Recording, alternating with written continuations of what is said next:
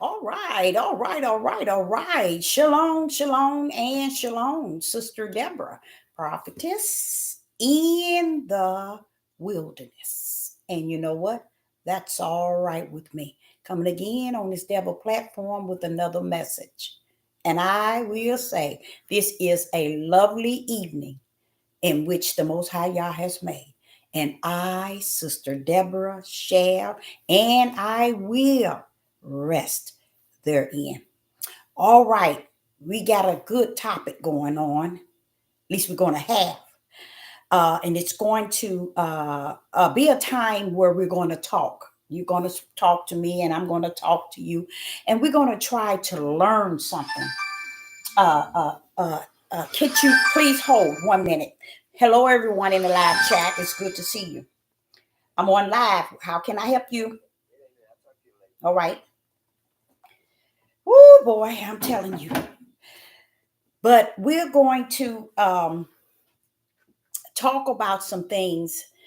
And I want to say to you, before I was hooking up here, oh, can you hear me? Yeah, I got my mic. My son gave me. Look what my son, look what he gave me. Oh, he, um, we're going to talk about some things. And what I come to understand today was that 10 days off was something that he prepared for me. Because what it did is it made me behold something. Sister Deborah said, hey, I'm not in that. I ain't got nothing to do with that. I ain't gonna get on that. Because it's something that I never thought to cover or to speak on. But I'm going to speak to you regarding it because I spoke about it yesterday, but I'm going to climb on top of it today.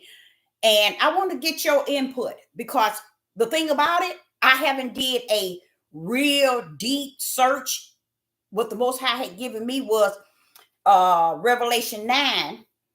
But as I understood this today, as he was dealing with me this today, a little bit more about what I spoke about as far as the countries that is about to throw down. Okay.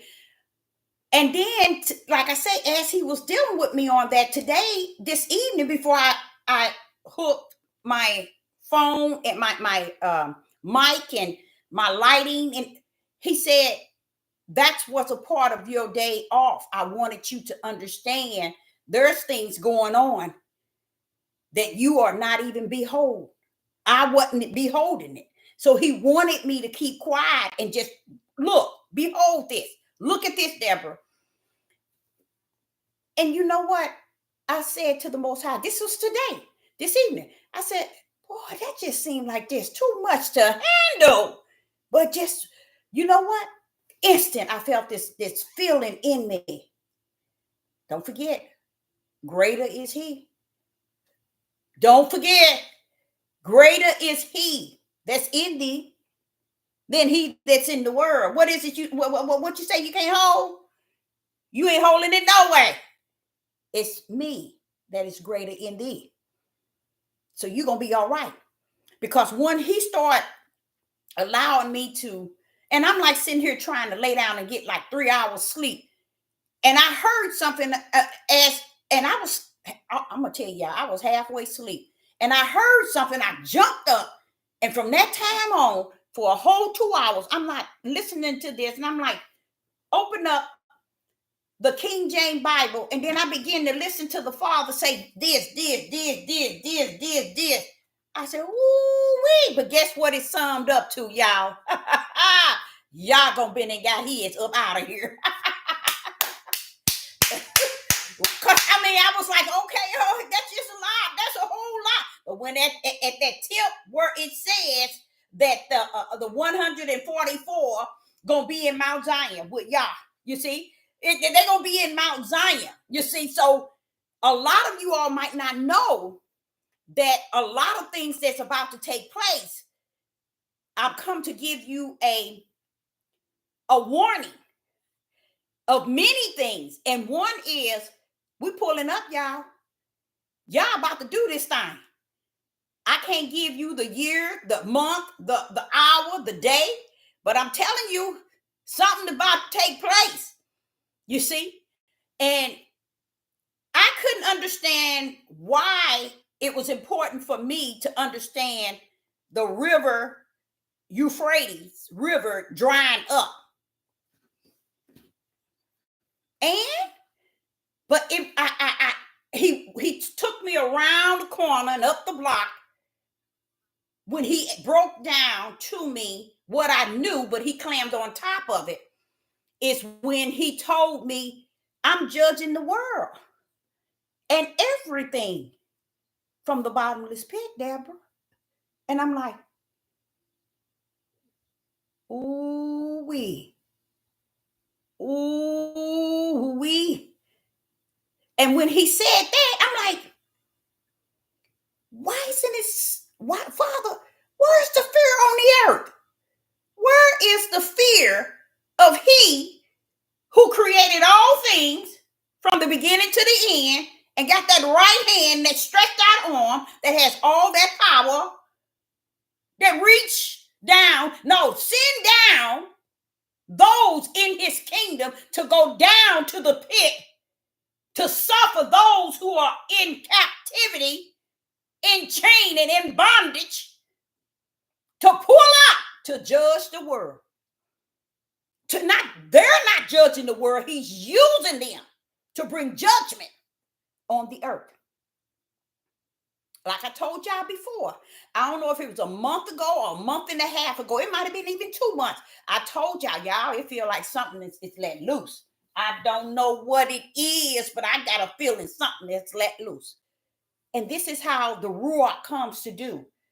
See, it was said that it will bring things back to your remembrance. And then when he was really drilling me, I was like, wait a minute. That's that feeling I had that something was being let loose. And it wasn't just one time, a month and a half or 2 months ago, but it was, I think, 4 or 5 months ago, I said he has released something. Something been released. Because you can feel it in your spirit. You can feel this feeling inside that, wait a minute, something wrong somewhere. And when they're running around talking about fallen angels, they're talking about giants, they're talking about Enoch. Yah is doing his thing. He's doing him. He said in Proverbs 16, I created evil for the days of evil and wicked. And it wasn't days, for the day. That means it's a particular time period that evil and wicked was created to throw up and throw down in darkness as the highest level of wicked and evil. We're in those days. So what I come to understand was, as he was dealing with me, and I had fell asleep and I heard this voice talking. I said, what's this person talking about? Why is he talking about that? Then I jumped up, grabbed the Bibles and see and read if I could see where they are coming from. But then when the Ruach came in, he said, now do you kind of get what I've been showing you? That Euphrates River is drying up for a battle. Once it is fully where Yah has charged it to be, where the Most High that sits on the throne have charged it to be, then he sent that angel down to go down to the bottomless pit and release 4. And these that's 4 are assigned to the throne of Yah already to do the will of the Father. So when I seen Iran, and this was when he was teaching me this, I was shocked this morning to look and find out that, wait a minute, it's all on the internet, Iran and Israel. Now, what I think is going on, something, it's going to kind of it's giving us this here ideal of Iran and Israel. But it's like it's coming from a different angle because Saudi Arabia, and I think we got Turkey, oh, what Syria, I think it is. Wait a minute, where am I? Where is it at? Saudi Arabia, Syria, Iraq, Turkey, and Egypt over in the corner too. Now, what I believe, I'm not sure, they're going to try to stop Iran from coming after Israel. See, they don't have no beef with each other, even though they I think they all Muslim, right? They're all the Islam or Muslim, something like that. Am I right? I don't know. I could be wrong in that. Someone in the live chat, is that right? I think these are Muslim countries, right? Islam or whatever they call it. Well, I think that let me lay this out to you. Whatever it is, y'all pulling them up from the bottomless pit to get it rumbling. To get it rumbling. You see? And the rumbling is not just like, you go and you have a war between a country and you have 2,000-3,000. No, baby. This is when I looked up what was it? 2,000. Let me see what it says. It says 2,000, 2,000, 1,000. And I looked that up. And it says that's 200 million. So whatever is about to take place, you guys, it's going to be where the eyes are going to see it and your ears are going to hear it. But know this. My thing was when the Father was revealing it to me, I said, but Father, let me ask you, where's the fear? Why ain't nobody fearing this that's about to come on? Because these are people who have made a vow. I don't know if y'all know this. These people have made a vow to evil, to stand on evil. I know y'all might not knew that, but yes, they have made a vow to stand on evil. If they were going to make a vow to stand on evil, what type of statement are they making? They telling the Creator, we know you who you are, but we're going to stand on the other side. They ain't saying it to you and me, even though it is written. They're actually saying it to he that's on the throne. You see, that we made a vow with darkness. We're going to ride this thing all the way through. And that's why a lot of them are going to fall. A lot of their nations are going to fall. Now, I'm sitting here trying to grip the idea of where is the fear. And then the Father had to tell me, did you forget? They have the fear of the flesh. They don't have the fear of the spirit. So to have the fear of the spirit, you will fear Yah. But to have the fear of the flesh, you will fear the things in which you can see to be fearful of. You don't have the spiritual sense to know that if he is the beginning to the end and he created all things, his all power is in his right hand and his stretched out arm. And he coming to sending them down, an angel down with the keys, and also sending them down to go to the bottomless pit to loose the angels to come up to do his will. Now, where do they go? Where is their attack? Where these that he's loosing? Where would their eternal life be? The lake of fire. They know. Satan knows it's the lake of fire. That's why he took one angel to take him to the and chained him up for 1,000 years. One angel. The false prophets and the Antichrist, they went straight to the lake of fire. When their mission was complete, they went straight to the lake of fire. Read, child. Why? They don't buckle up to y'all like we in the flesh does here on the earth. They don't buckle up to him. Why? Because they fear who he is. So you would think, okay, well, if that's the case, then why ain't Satan fearing him? Why is he doing? Because Satan been given an order. He's been written an order to do what he does. And he doing his best. Because I can truly say, doing good job.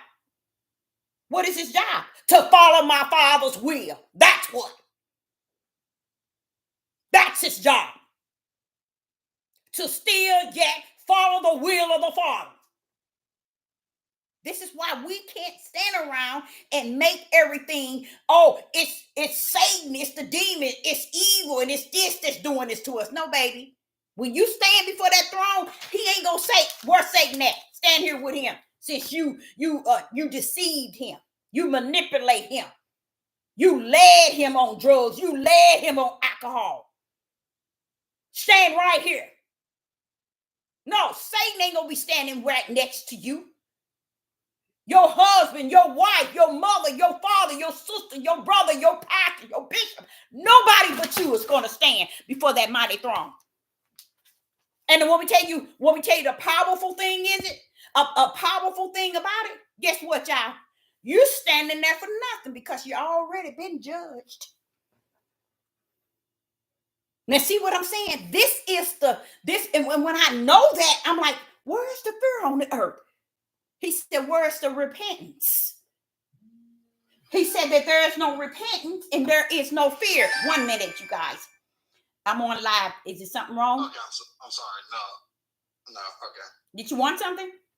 No, it was a code sent to an email, but it's fine. I don't need it right now. You sure? Yeah. Let me okay. Oh boy. Oh my goodness.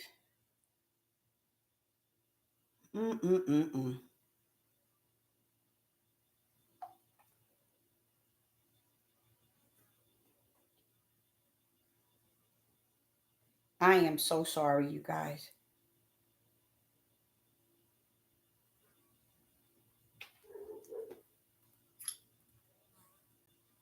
I am so sorry. I'm sending this child. He's not a child. He's a man. But he's my child.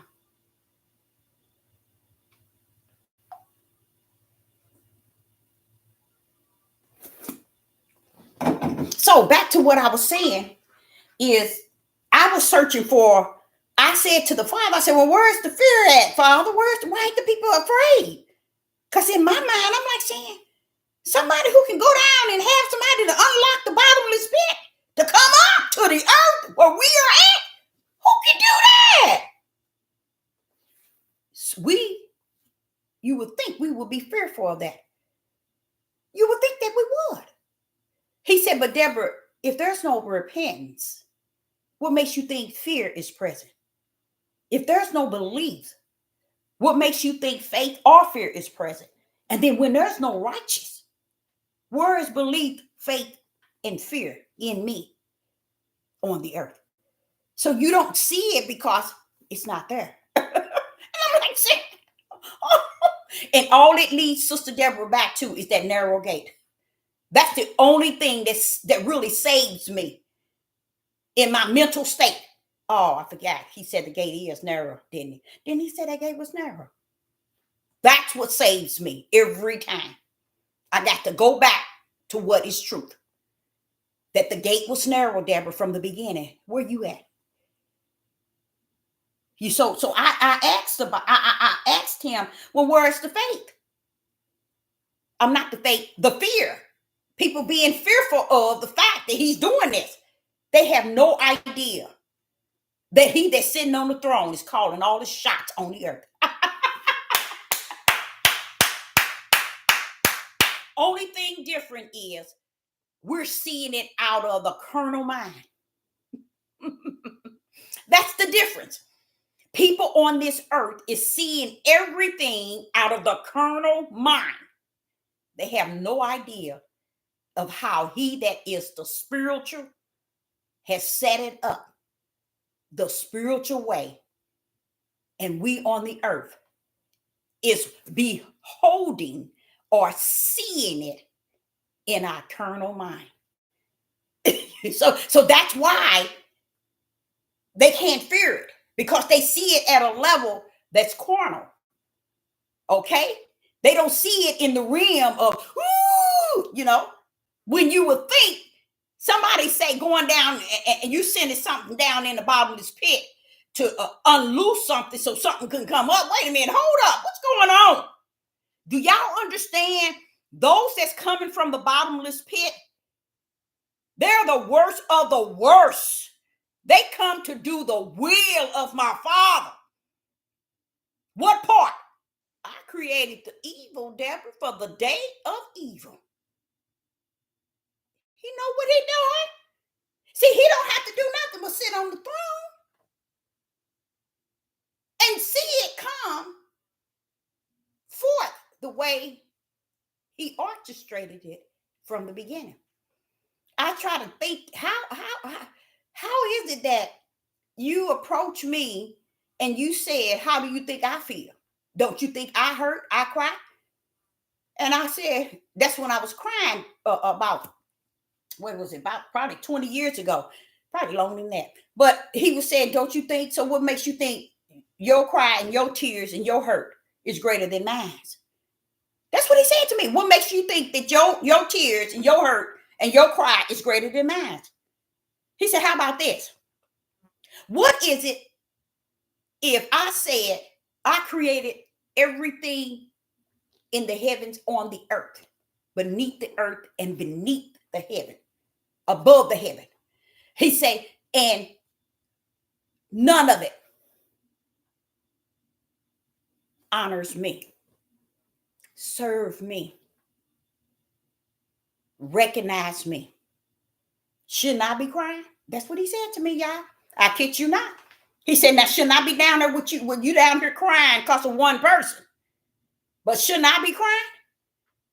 If I created the whole world and the whole world deny who I am and deny me the honor and the praise that's due me, so shouldn't I be crying?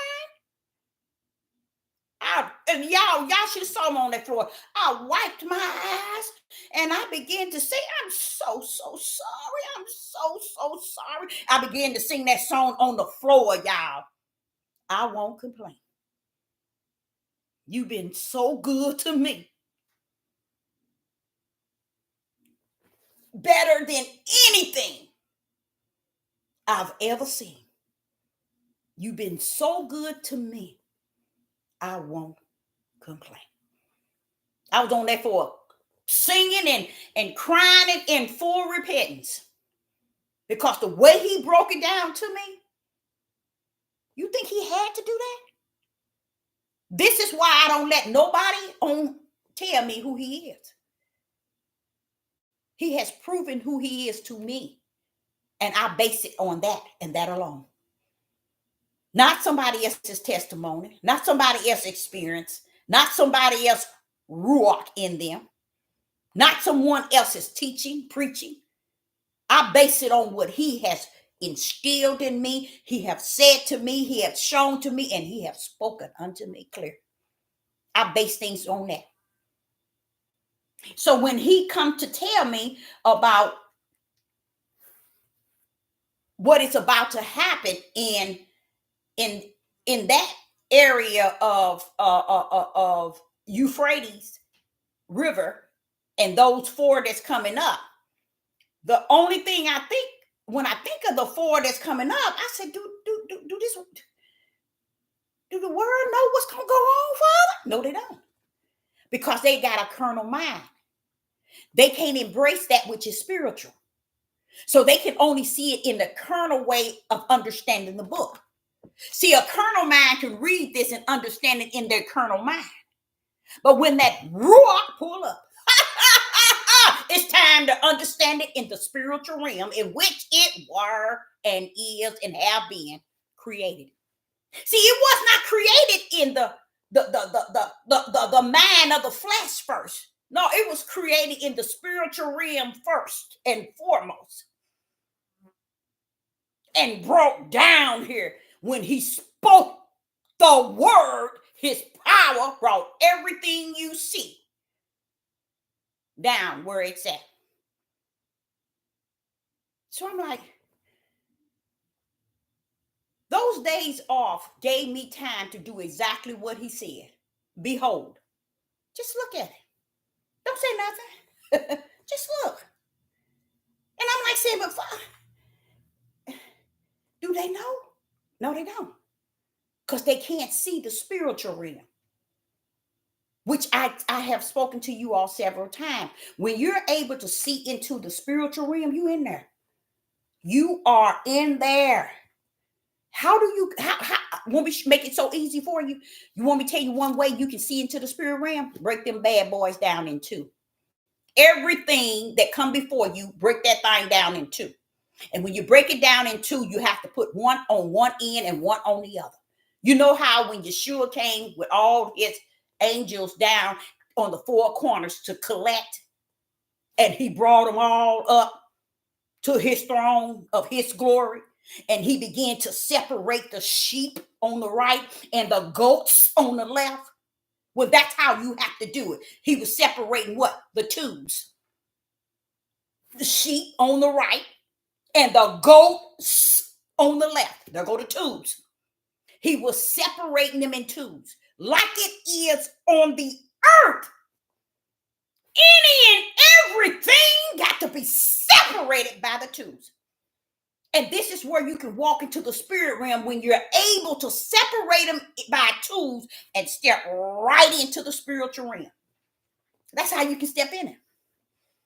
Because once you break that thing down in twos, you can just about see the spiritual realm that was created in the beginning.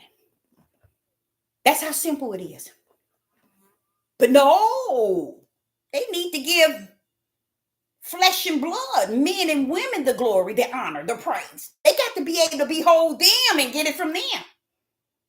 Those that are of the flesh and carnal minded, that's why the flesh is there for you to receive flesh wisdom, flesh knowledge, flesh understanding. It's there for you. That's your portion, Solomon said. Eat it, enjoy it. Everything you have in your fleshly realm, take advantage of it and enjoy it. Because you know what? Like he said, that's your portion. Because 99.9 that take on everything under the sun, that have wrapped their living around carnal and materialistic things, or carnal mind, born of the flesh, serpent seed people. And those people cannot look over to the other side to break anything down in twos, to even see the spiritual realm.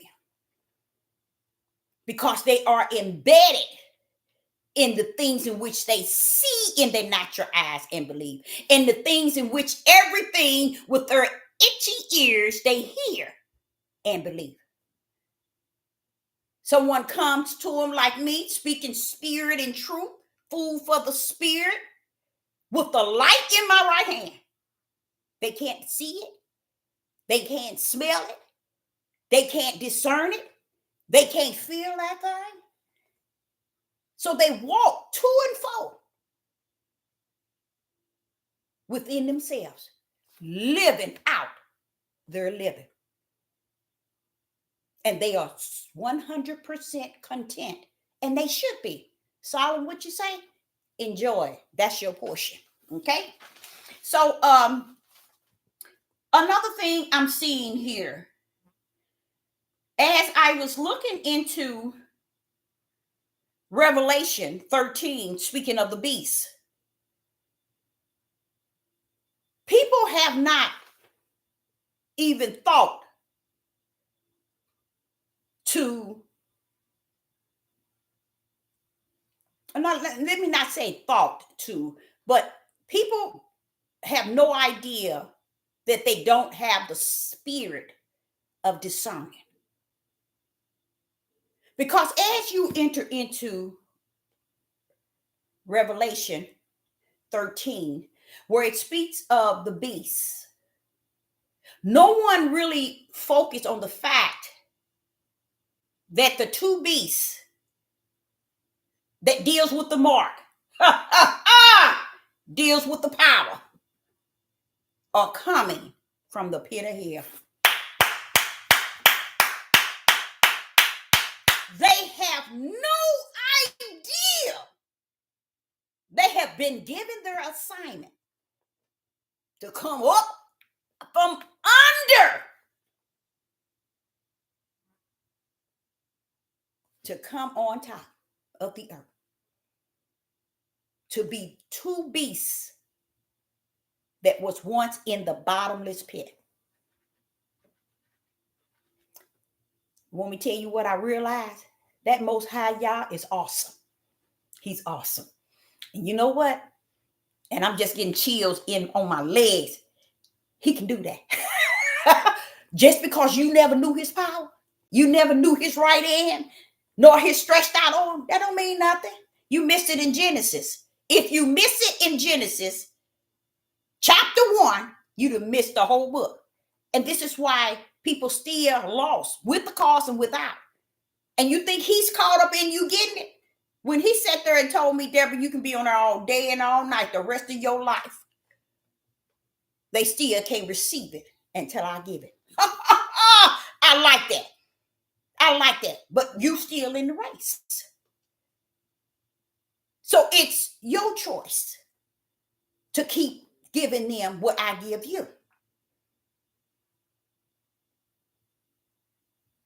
Because you're still in the race. What does still in the race mean? I'm still living life in a body. I'm still in the body. Should I go crawl up in the hole? Yah forbid. Yah forbid. That's why he keeps feeding me, that I may feed that one that's out there like unto me in the body of Hamashiach, that's seeking the light and the food for the spirit.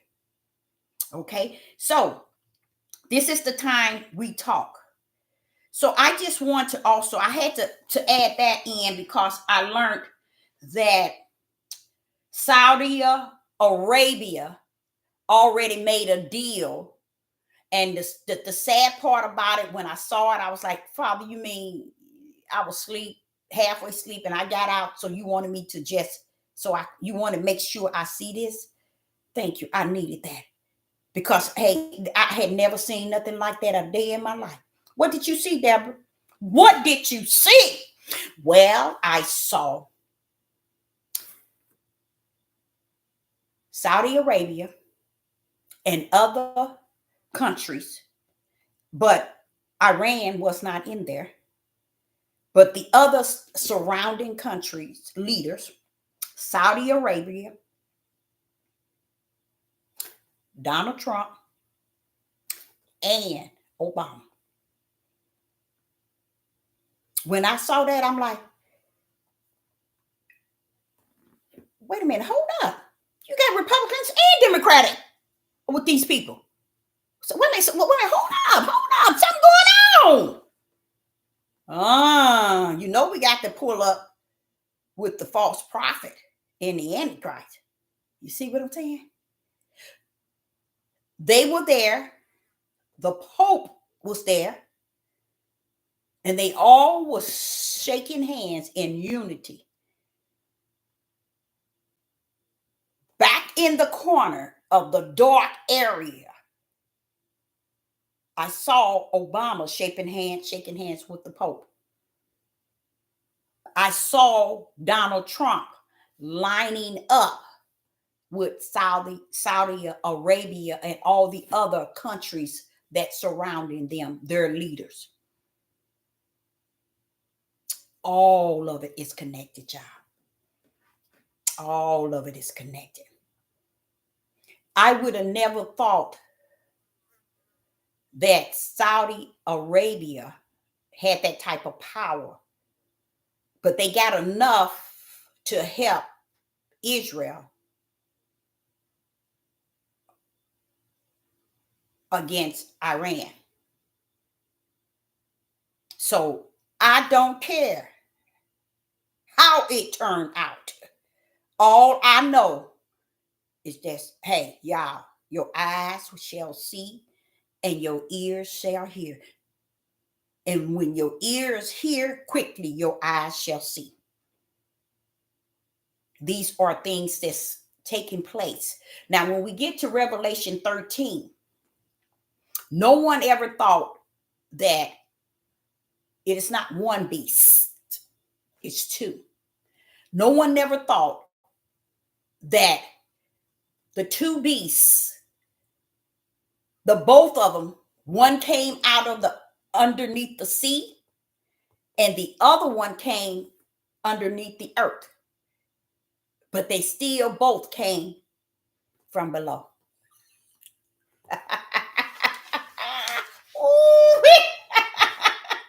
See, Yah is orchestrating this. And we're sitting back seeing it in our carnal mind.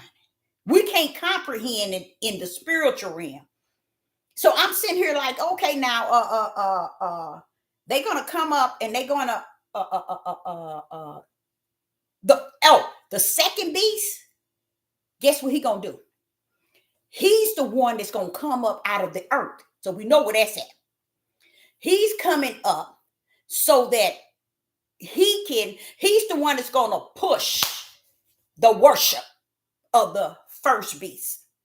He's the one that's going to make sure the mark is out there. You see?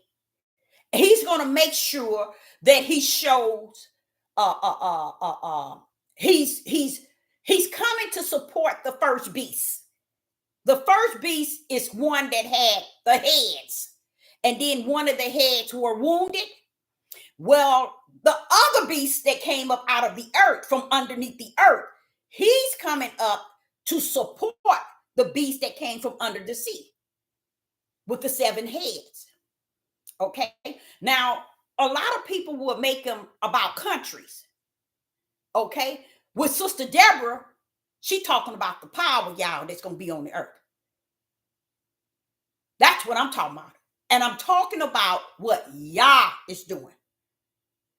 This is what I'm talking about. You will never, ever, ever hear nobody on the face of the earth, ever, as long as you live, mention what I'm talking about. Because they can't reach that area of what I'm speaking about because they carnal minded.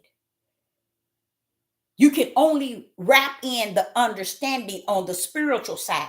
How many of you all knew that there's 2 beasts pulling up in Revelation 13? How many? Just anybody. Did you know that there was 2 beasts pulling up in Revelation? In Revelation 13, did you all know that? Did anybody? Oh, thank you. That's so sweet. Did anybody know that there's 2 beasts pulling up in Revelation 13? But the sad, no, don't say sad, Deborah. Okay, yes, you knew that it was 2. That's wonderful. Because all you hear, one, oh, you heard of one. Let me show you what I'm talking about. Revelation chapter 13 and verse 2. And the beast which I saw was like unto a leopard, and his feet were like the feet of a bear, and his mouth as the mouth of a lion. And the dragon gave his power and his seat, that means his order, and great authority to who? The beast. Verse 3. And I saw one of his head as it was wounded to death, and and his deadly wound was healed, and all the world wondered after the beast. Now we in 13, Revelation 13, chapter 13, verse 2 and 3. That's the first beast, right? Now watch this here. In Revelation chapter 13, same 13 and verse 11. And I behold, so John say, I behold, Revelation chapter 13 and verse 11. I beheld another beast. See, you ain't heard nobody tell you all that there's two. There are two beasts. You see? So here we go. John is saying and excited about it because he said, I beheld another beast coming up out of the earth. And he had two horns like a lamb, and he spoke as a dragon.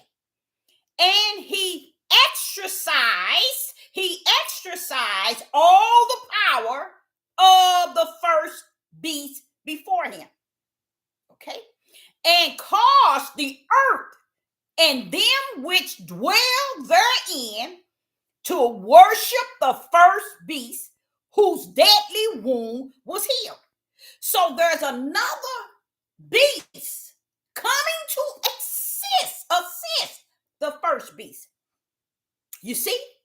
And verse 13, and he doeth great wonders. Now this is the one came from out of the earth. Okay, he in verse 13, and he doeth great wonders, so that he make fire come down from heaven on the earth in the sight of men.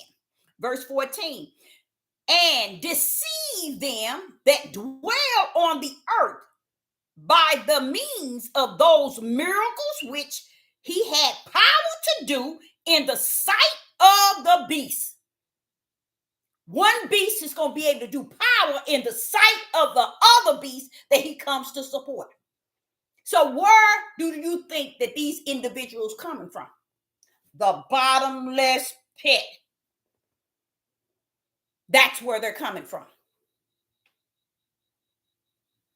I don't care if they look like a human.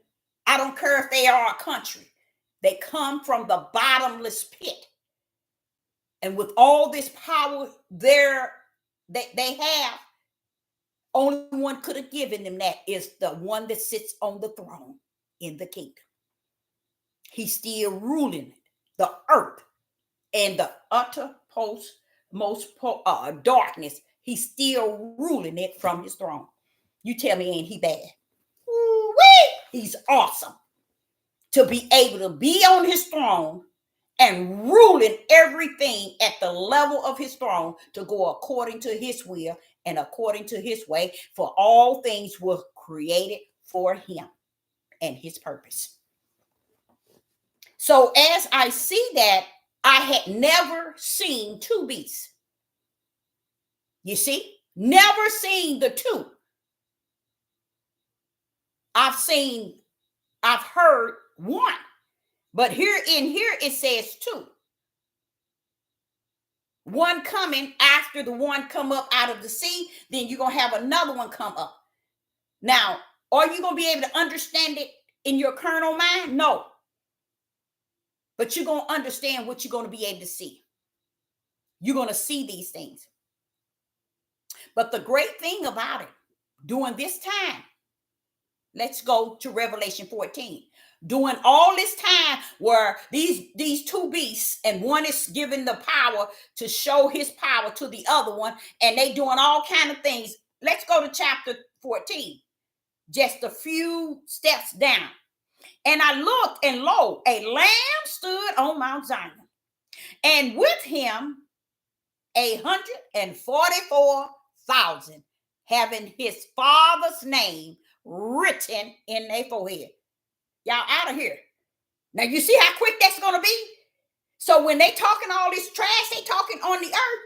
Those that are going out with y'all, you're going to be up out of here. You're going to be out. You're going to be out. You ain't going to be nowhere near that.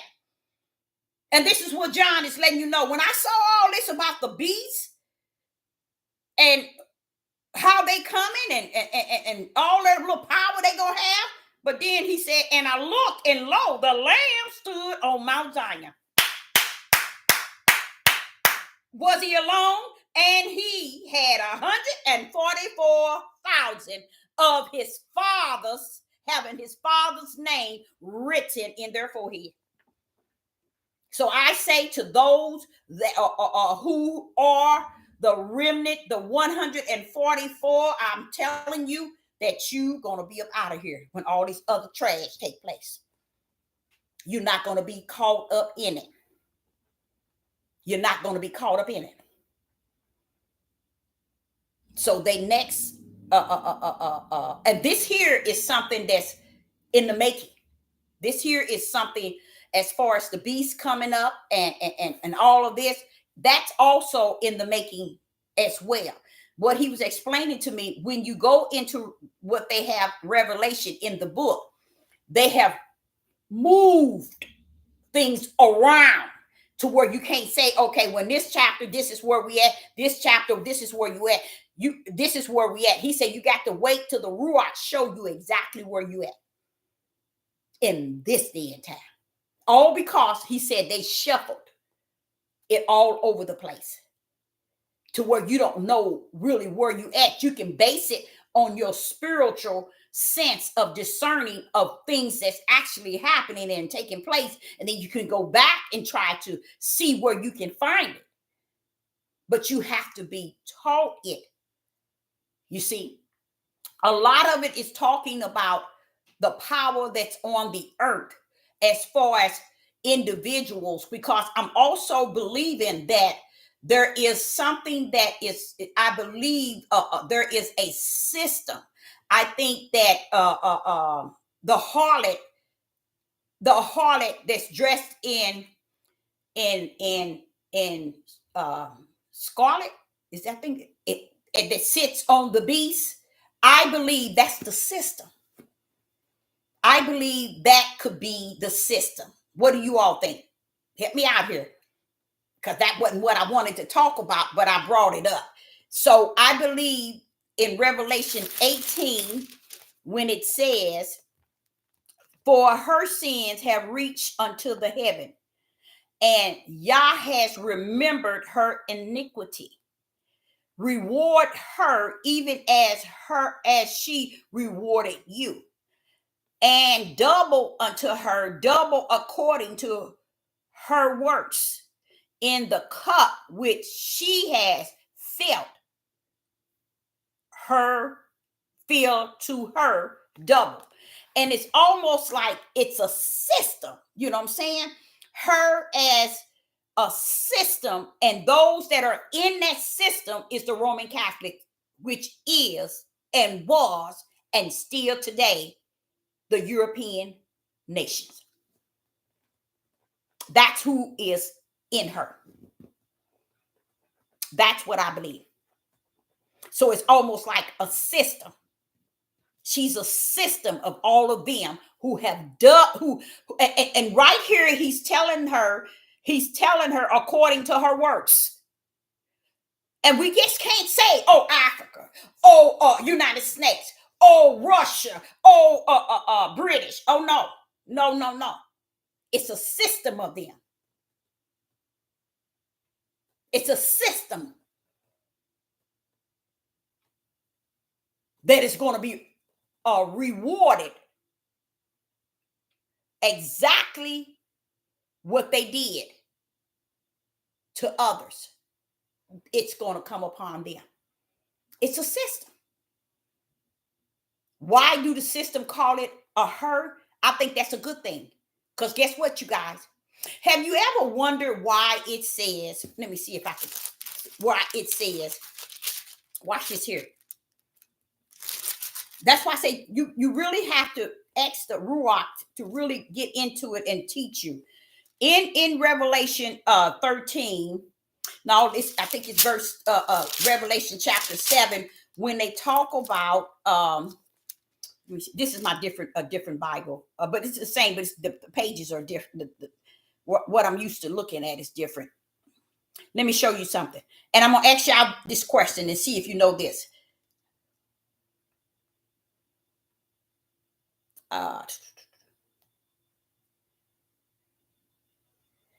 Hold up. I'm going to see if you all know this, the answer to this.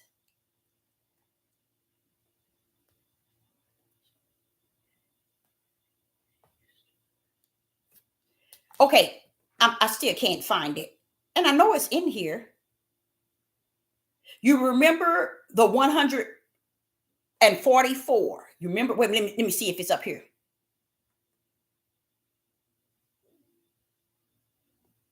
And I heard a number of which was sealed were sealed 144,000 of the tribe of the children of Israel. But do you remember where it says they were the virgins that have not virgins. They were those who have not polluted themselves with women. Polluted themselves with women. That's who the 144 is.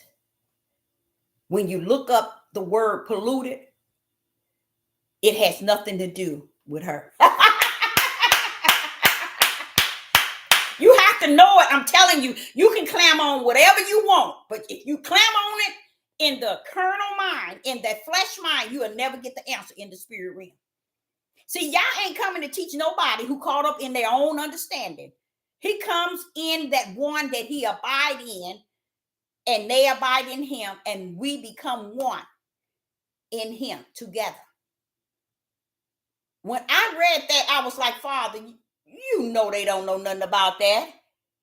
The 144, and I was looking for it, has not been. Let me see if I can find it somewhere where maybe someone can find it about the 144. I think it's in Revelation that has not polluted themselves with women. And what polluted mean, it is not saying what they think they can say. Polluted is a whole host of all kind of sins. A whole bunch of sins.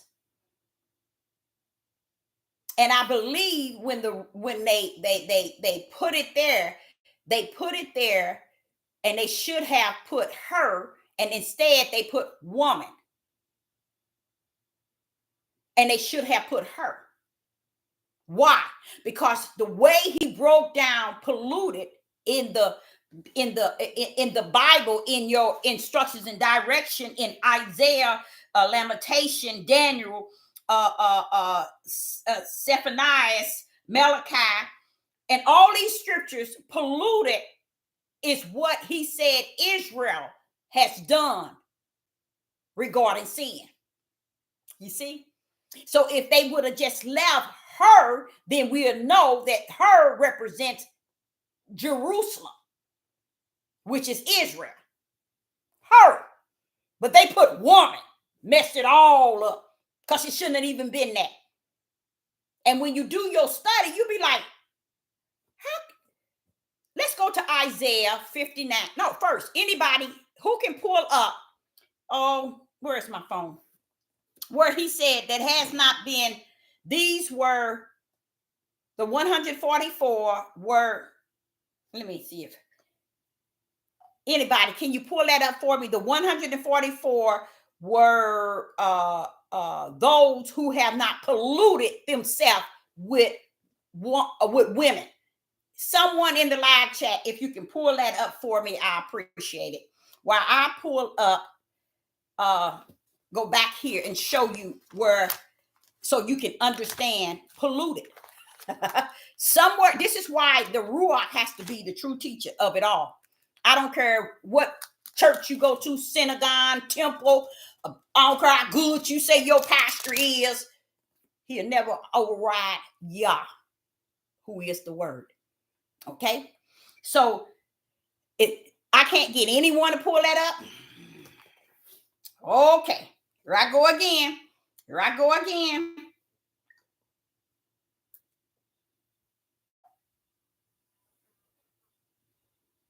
I understand what he's saying, though. I truly understand.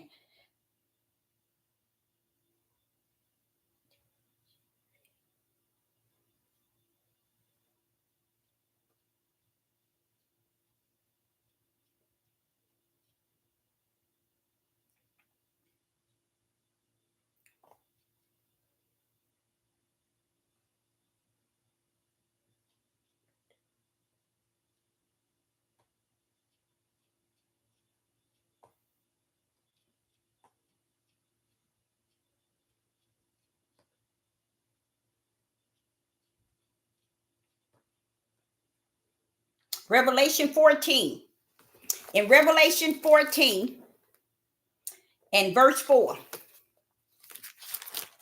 Revelation, it says Revelation 14 and 4. Let's see what it is saying.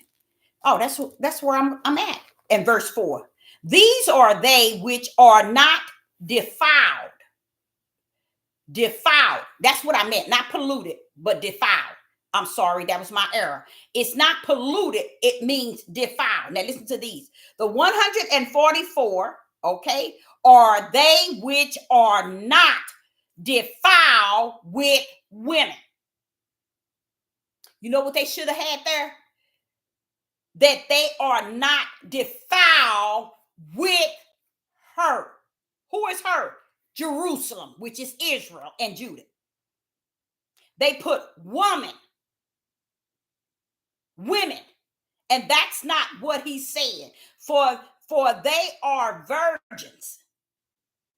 See, that what they're meaning is, you wait till let's find out what defiled mean, and then you're gonna get it. These are they which follow the Lamb. Wheresoever he go, wheresoever he goeth. These were redeemed from among men. So now listen to that. Let me see. Let's see. This is what he was saying. As far as I could give it to you, but you can't get no one to see it. You can't force, or you can't make, or you can't say it any way that'll get someone to see it. So just speak that thing, Deborah. Okay. When we go into Revelation chapter 14 and verse 4, these are they which are not defiled with women, for they are virgins. Okay. These are they which follow the Lamb wheresoever he goeth. These were redeemed.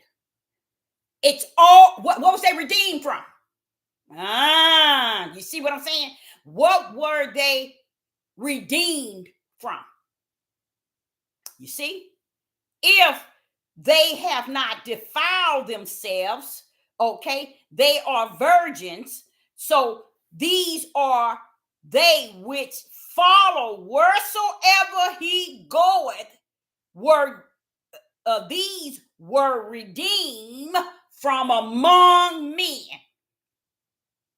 What were they redeemed from? Okay. These were redeemed from among men, being the first fruit unto Yah and to the Lamb. The first fruit. These are the ones that came down here, you guys, as the seed of the Most High Yah. These are those that came down as the seed of the Most High Yah. Who was that also? They all, Abraham, Isaac, and Jacob, they were before, but yet they were after. No, they were before the Messiah, but yet they were after. Praise the mighty Yah. Deborah, you're going to get yourself into some trouble. Why were they redeemed? Why were Abraham, Isaac, and Jacob redeemed? Anybody in the live chat? What makes Abraham, Isaac, and Jacob, and David, and Solomon, and all of the ones that are listed in Matthew chapter 1, how were they redeemed? How were they redeemed? They are also the first fruit. How were they? Right? They were chosen. Yep. But how were they redeemed? How was it that they were redeemed when the Redeemer was after, but yet before them? Ooh-wee! Deborah, you better quit it. Yeah, sure. How were they redeemed? Okay, Abraham, Isaac, and Jacob, David, and many others. You can find all of them in Matthew chapter 1. They all listed. Those are the seeds of the Spirit. How were they redeemed? When they were, it is said, as you can read, they were before the Messiah. But when you run up and you pull up in the spirit realm, they were after the Messiah. Why? Because the Messiah was sacrificed before the foundation of the world. All righty. You see what I'm saying? The redeemed took place in the kingdom. So even though they came on the earth before the Messiah, Yeshua HaMashiach, they still were redeemed from the kingdom level because the lamb was slaughtered before the foundation of the world. So that means who came after the foundation of the world? Abraham, Isaac, and Jacob, them. But what happened? They were already redeemed. Because the lamb wasn't slaughtered on the earth. See, that's what I'm saying. You got to be able to pull up when you're doing your study. You got to be able to pull up in the spirit realm. 99.9 will pull up in the carnal mind or the flesh realm. But when you learn to pull up in the spiritual realm and catch on to that end, it'll pull you into all understanding. It will take you into a way, in a way that you were like, oh my. It would take you where you need to go. A lot of the things, like say for instance, if someone were to get on here and they was a Bible scholar and they was really learned, they went to college, they went to school, they did it all to learn this Bible. They will stand and listen to me the whole time and say everything I'm saying is a lie. It don't make them a bad person, you guys. They speak in carnal because they understand it in the natural with the carnal mind. I understand it in the spirit with the Ruach HaKodesh. I didn't have to go to the schools of the natural, of the flesh. I went to the school of the spirit, which is the Ruach HaKodesh. So that's the difference. What people never want to do, they will not, they have not, and they're not going to step into the spiritual realm. They don't want no part in it. They would rather embrace this whole book in the carnal mind, in the flesh understanding, because see what they didn't understand, you got wisdom in the flesh, you got wisdom in the spirit, you got knowledge in the flesh, you got knowledge in the spirit, you got understanding in the flesh, you got understanding in the spirit. You see what I'm saying? You got hope in the flesh, you got hope in the spirit, you got faith in the flesh, you got faith in the spirit, you got fear in the flesh, you got fear in the spirit. You got belief in the flesh, you got belief in the spirit. You got righteous in the flesh, you got righteous in the spirit. That's why people, their righteous is like filthy rags. Because they got it in their flesh. And they calling it righteous. It's like filthy rags. Because they have not gained the spiritual righteous. So here, when you read here in Revelation chapter 14, and it's talking about defiled with a woman, it should have been, they were, it should have been, and these are they. These are they which were defiled, were not defiled with her. That's taking them from out of the worldly to the spiritual realm. But instead, they put woman. No, her was Israel. Israel. So let's go. Isaiah 59 and verse 3. Isaiah 59 and verse 3. Isaiah 59 and verse 3. Isaiah 59 and verse 3. For your hands are defiled with blood, and your fingers with iniquity. Your lips have spoken lies. Your tongue has muttered perversiveness. These are all sin, and it defiles you. And what they're saying is there are those who have right here in verse 4, Revelation chapter 14 and verse 4, they have defiled themselves with Israel. They have sinned with Israel. Why they put woman? A part of the game, just like woman was in the garden. It's impossible.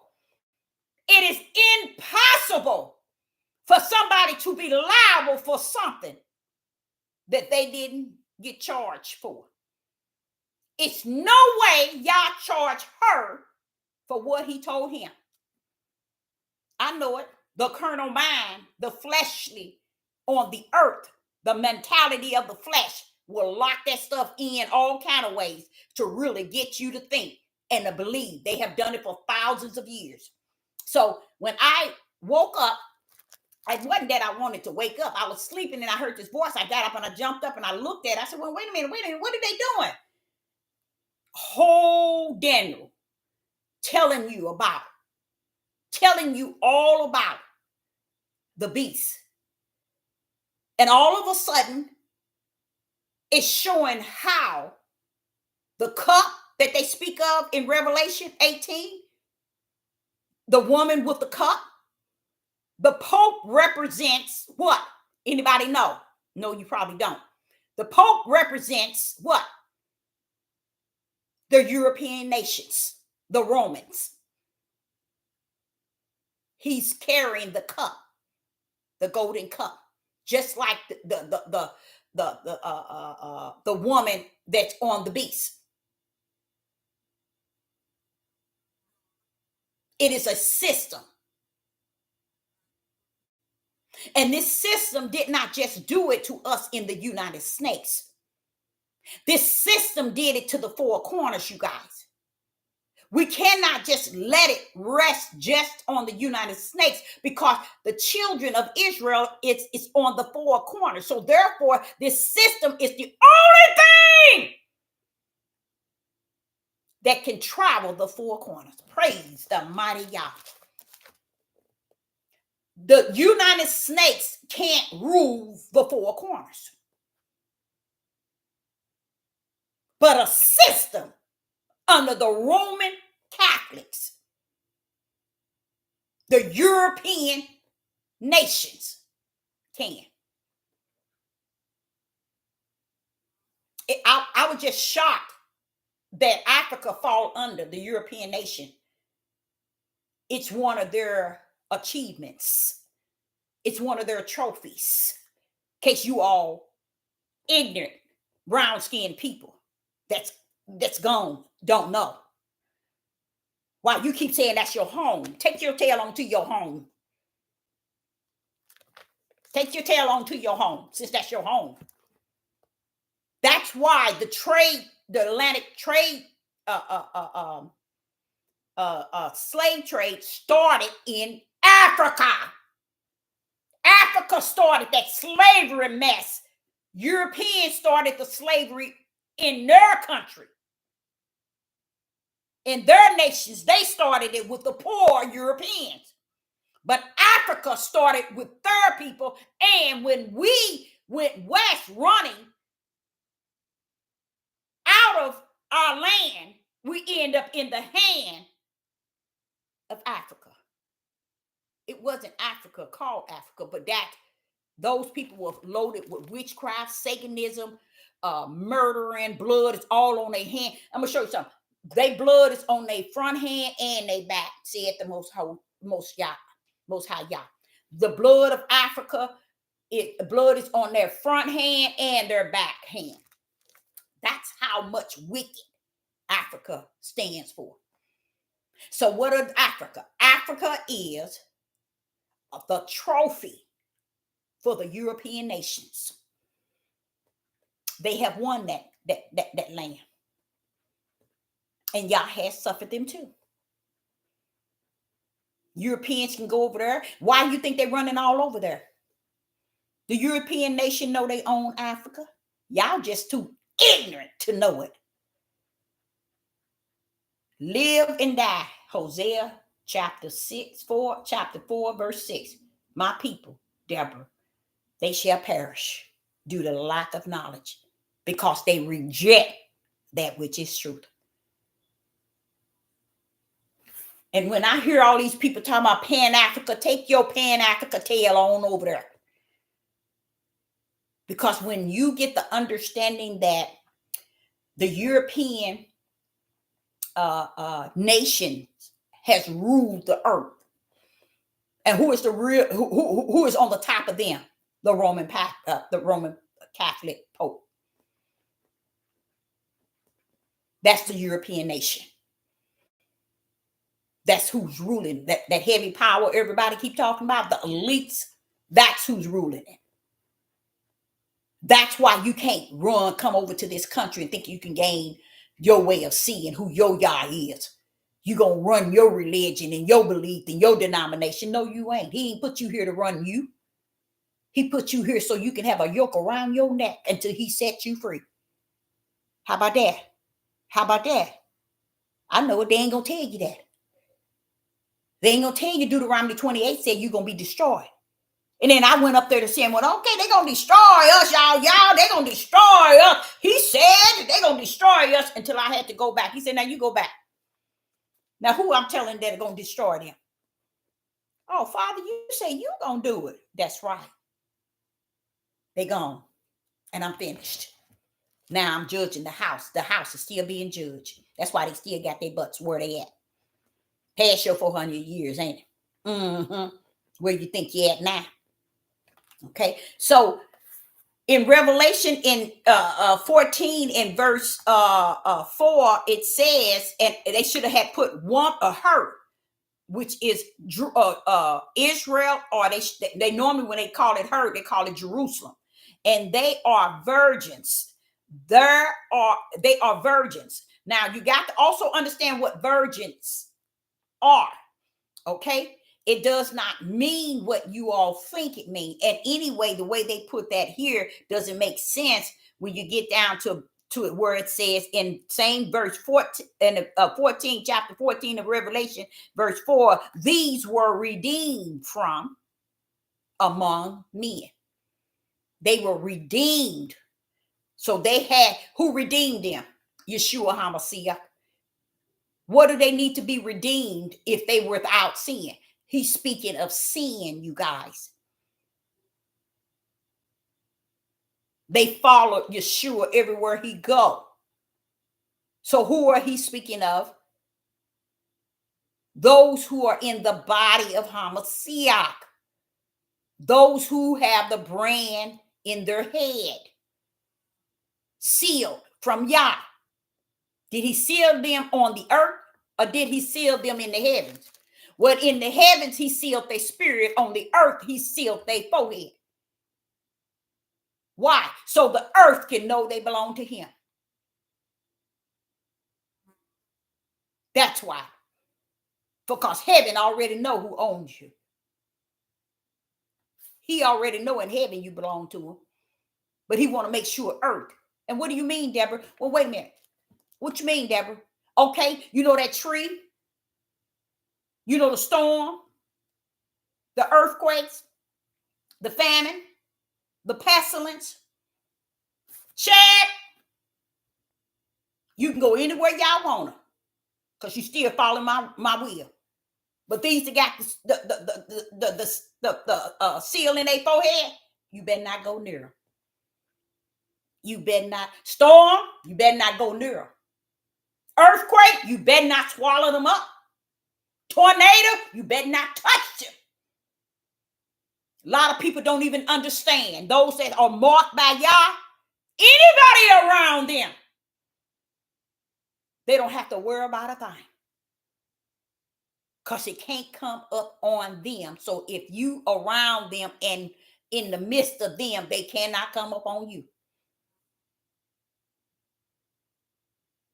So that's the thing about people not knowing or understanding the power of this one that sits on this throne, who created the beginning and the end, who measured one end from the south to the north and from the east to the west, one who tells the sea and the storm and the clouds and the moon and the sun, tells everything what to do. How dare you not have fear for he that has that type of power on the throne?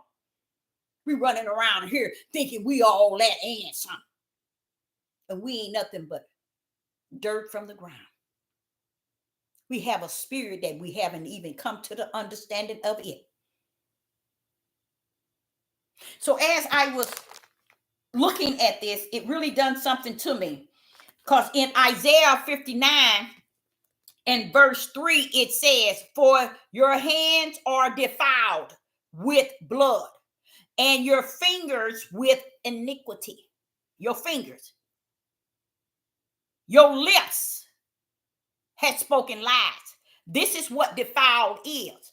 And when he said they're not defiled, they put woman when they should have put her with Israel, with Jerusalem. They're not defiled, meaning the small remnant is the one that he see fit, that he's going to hold them blameless. Have they sinned? Yes. That's not what he means when he says defiled. See, he's speaking of, watch this here, iniquity, blood, foul with blood, killing, iniquity on their fingers, stealing, their mouth spit lies. This is defiled. So he's saying these ones, the 144, is not going to be that, because he's going to see them as he have already redeemed them from the foundation of the world. So like unto a virgin is who he see them to be. And that virgin is not a woman that has not had any sexual. It's a purity that he sees them. But how did they get there? They were redeemed among the men. That's how. See, so I'm just showing you where a lot of women would ask me, when it says it's going to be men, you know why he's still, a lot of them, they don't want Sister Deborah to talk about men. And right here, he's talking about men because he got woman already. Shit, you already in there, baby. He ain't making this statement to you. Just like he was in the Garden of Eden and he was talking to Adam. He was talking to Adam. He wasn't talking to Eve. He was giving him the first commandment and the first law, which is the first instructions and direction. And he couldn't keep them in the garden. So what makes you think they're going to keep it today? That's why they don't want you to say nothing. Then therefore, they don't want you to speak truth. That's what they're saying. Shut up and don't speak truth if you got to speak about this. And that's not what I'm going to do. He said, you're still living. You're still in the race, Deborah. Keep speaking. So I learned that even in Lamentation. It's at Lamentation chapter 4, verse 14. Let me go there.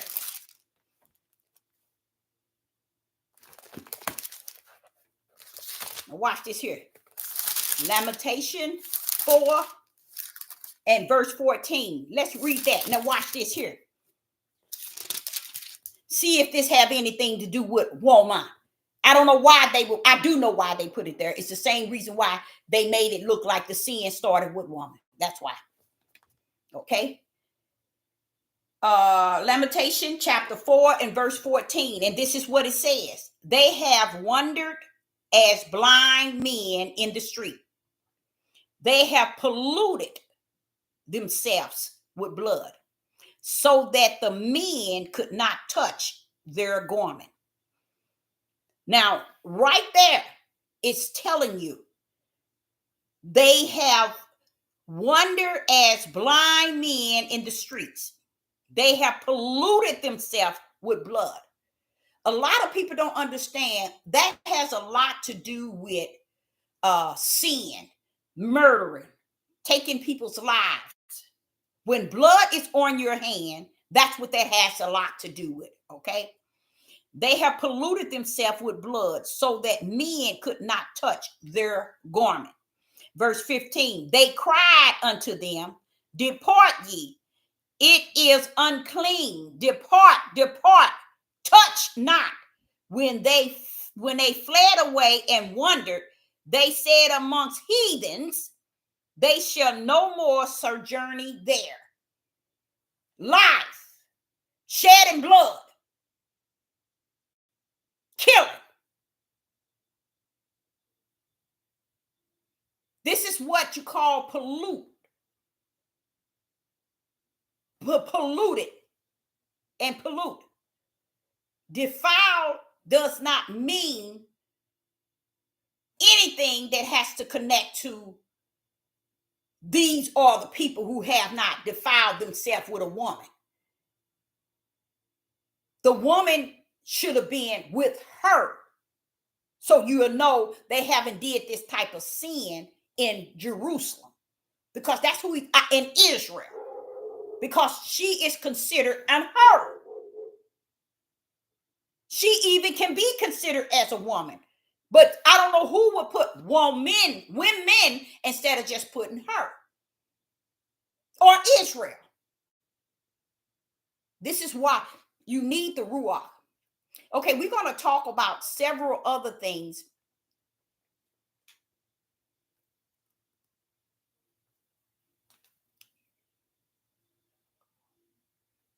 Oh, really? If you ever call yourself, I hear you. So if you do your study on pollution, now defile, you'll find out it does not match in to the verse when they added woman. It was no reason there. Unless we take woman still as, like he said, daughter of Israel is considered the daughter, considered the bride, considered the woman, you know? So, so I can see that, but when they put women is where you knew they separated, made it look like those are the ones that's Yah chose only men to go over there. But they did not understand Isaiah chapter 3, chapter 4, verse 1, 2, and 3. He already told the men, you're going to be 1 to 7 women. That gives you the whole idea. In Isaiah 3 and 25, he tells you, you're going to die by the sword. And even your mighty men, they're going to die. He's telling us as Israel women and men, it's going to be a war and you're going to die in it. That's why I say I can't say sad because he said, don't say that. It's a off the chain thing why everybody rather believe a lie than to come to the knowledge of the truth. And I realized what he said, Deborah, they can't come to the knowledge if I don't give them or bring them to the knowledge. Nobody on the earth can preach it. Sister Deborah can't stand on no mountaintop. I can't be on this devil platform for 1,000,000 years. They still not going to get it. Only one is the giver of all of it is the Father himself. Now, something else I wanted to cover. I don't know if you all heard of the man who just got locked up for feeding, I guess through a bottle, his infant 4-month-old baby gasoline.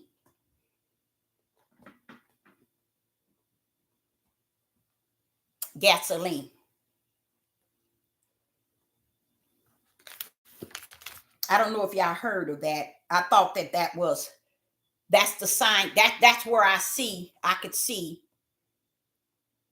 things coming up, and Judah and the world, but more so Judah, because he got the world kind of panned out how he's going to do them. He's going to destroy them by a great wham, bam, they're going to be gone. But I believe that it was a reason for the small remnant to get up out of here. I believe that there are going to be many melanated people here on the earth. I believe that the Civil War is going to eliminate a lot of our brothers, without a doubt. Without a doubt. It's in their instructions and direction, informing them in the way it's going to be done. But by you having men to teach you this, they're not going to teach you it in the spirit realm. They're going to keep it in the carnal realm, in the fleshly realm, as all these years it has been taught.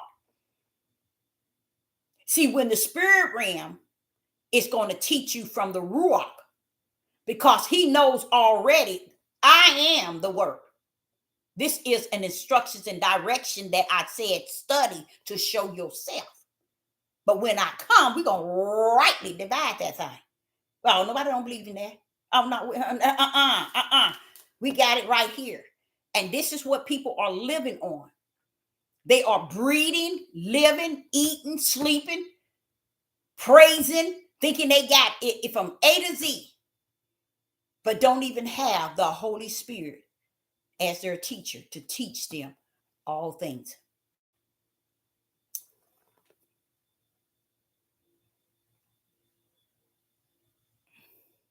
What was that? The Man Africa is the name. Oh, okay. They got your whole title kind of under a heart where I can't even see it. It's a heart in my little box here. I'm waiting for it to come up.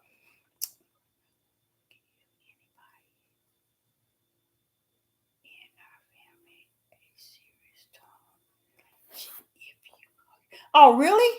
She will give you a serious talking, huh? If you call yourself an Africa. I mean, our people went through too much, you guys, to be claiming to be somebody else. We already think we're European, and we ain't. So it just doesn't make any sense for us to think that, okay, this is, oh, they look like us, so that must be us. But it goes back to me. This is me now.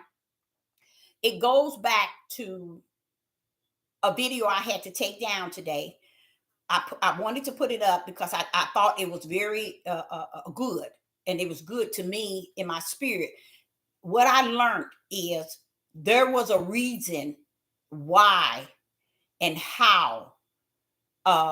If we say, for instance, it was said that we built this country, we know that's a lie. Y'all can say what you want.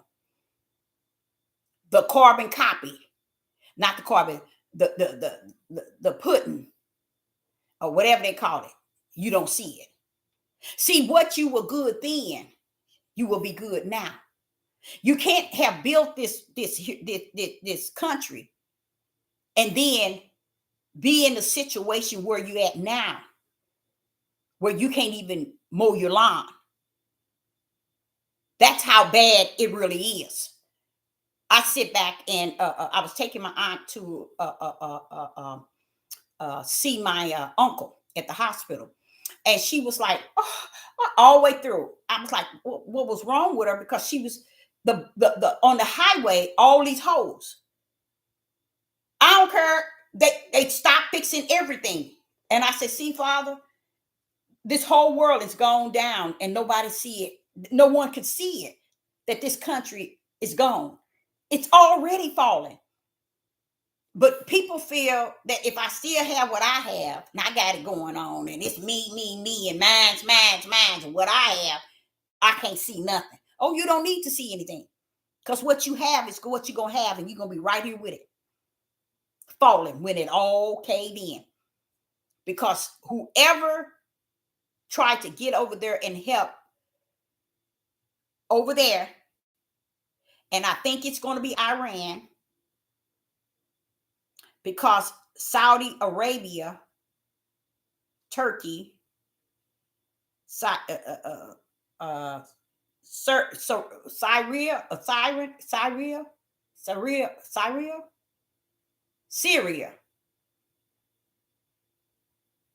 I think that's what is getting ready to happen with the Euphrates River. I think all of that it's gonna be on. Now I don't know if Iran is gonna scoop over all the way over to this end, but I believe they're going to, and go straight over into them. I really believe they are into, because I don't see how.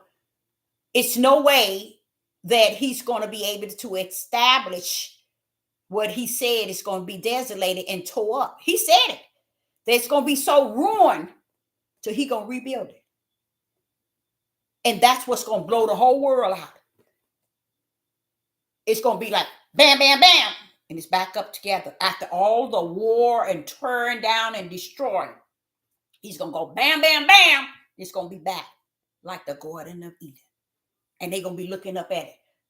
Wait a minute. No. We blew that place up. We tore that place up. We destroyed that place. How could this be? And that's what's going to steer the country against us. It's when they see us on the other side.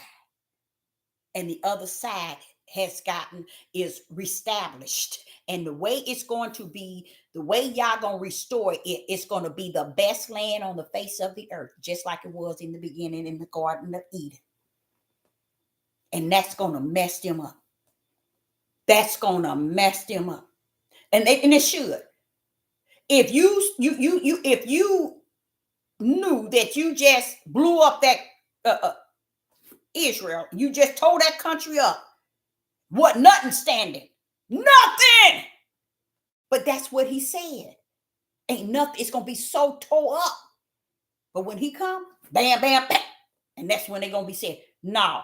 And that's when they're going to start to realize, truly, Abraham, Isaac, that's their God. Abraham, Isaac, and Jacob, that's their God who's doing that.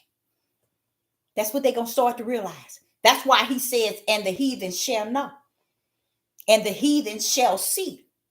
And the heathen shall say, truly.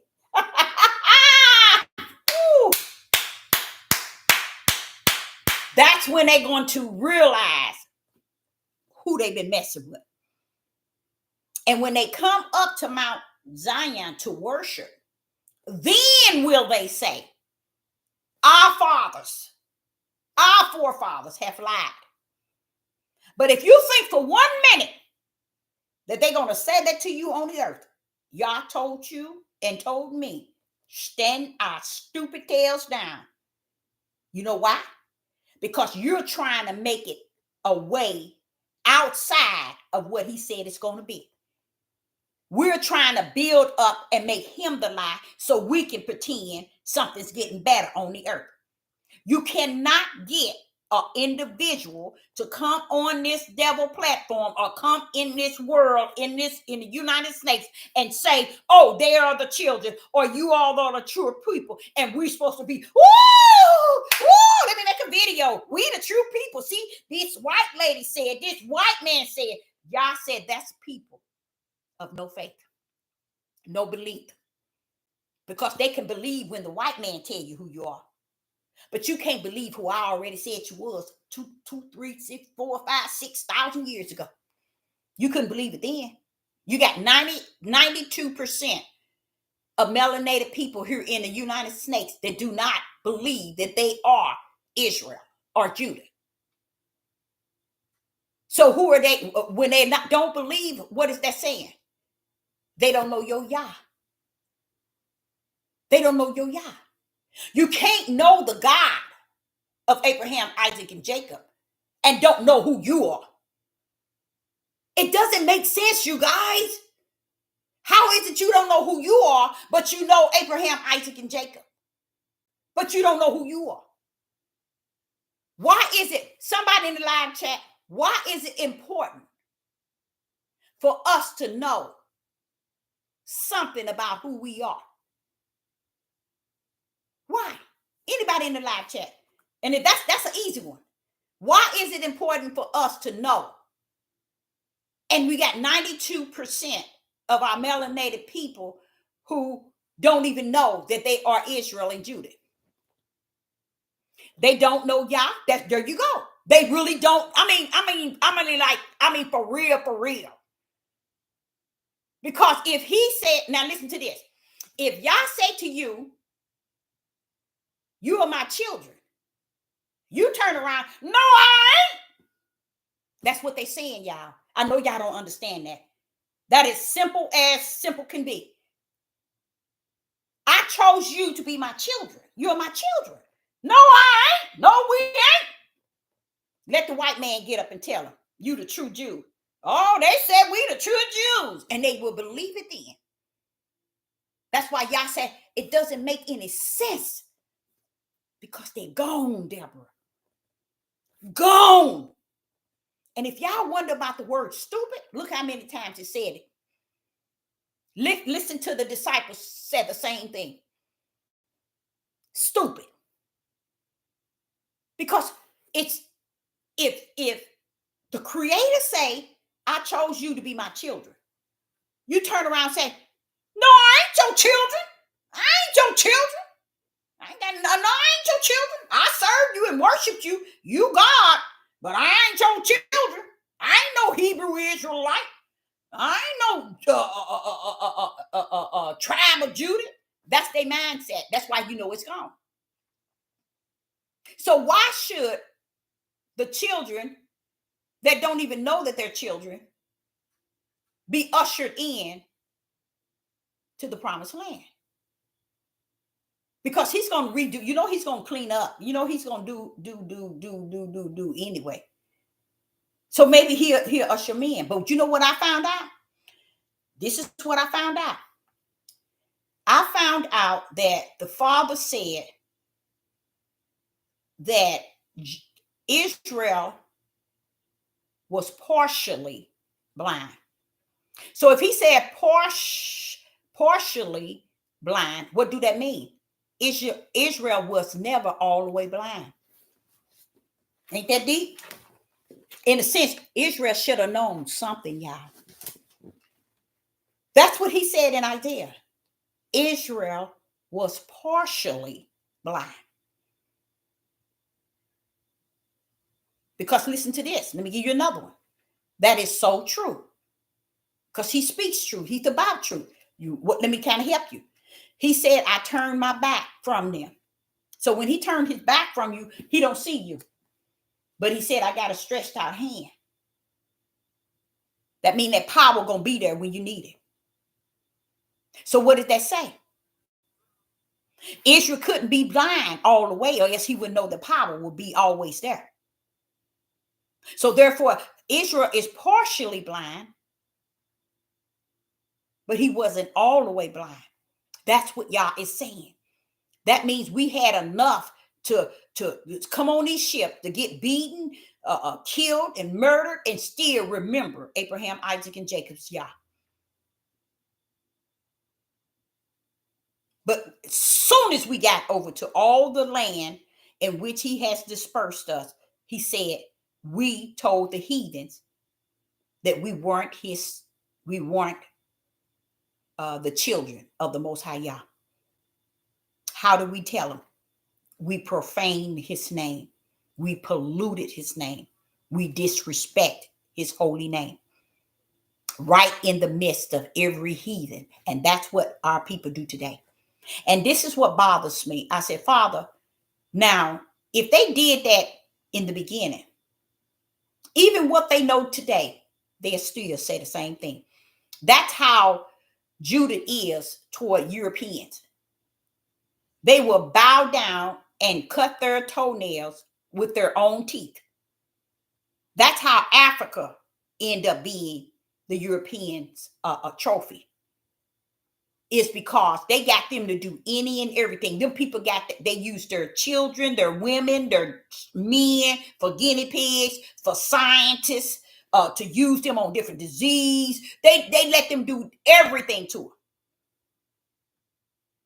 They let them do everything to them. Do we have people there? Yes. Ain't nothing big about us having Israel and Judah is being over in Africa. Ain't nothing big about that. It's on the four corners. What part of that you don't get? You're going to find them all over the world. Not because Africa got people that look like us. These are some of the same people in Egypt that had you in captivity and in bondage. But Africa, I mean, these people, I mean, they in a world of wicked and evil. When you pull up the Atlantic slave trade, you're going to see where they telling you all the European nations. But guess who's in there with them? Africa. And that's why I say that I know Judah gone. I know Israel and Judah is mentally gone because they can't seem to see anything at all. It's like it's simply just missing somewhere. It's just gone. They can't seem to see the reality of things. They can't seem to. It's just crazy. Like I was just telling you, this man who poured gasoline into his baby's bottle. He said so he can kill her. And you should have seen what he looks like. Another thing that I was confused about, and I don't even know if I'm gonna put that before the Most High Yah. I don't think I'm gonna put that before the Most High Yah because I don't want more than I can bear. And even though I know that, and I see our black women and our black men in the Olympics, and they running and winning and for what? This country right here, who has the what? The yoke around their necks. These are the same people that builds them up just to tear them down. That's what they do. That's what they do. They do it to their own. So I don't know where along the line, like the what's her name? Muhammad Ali,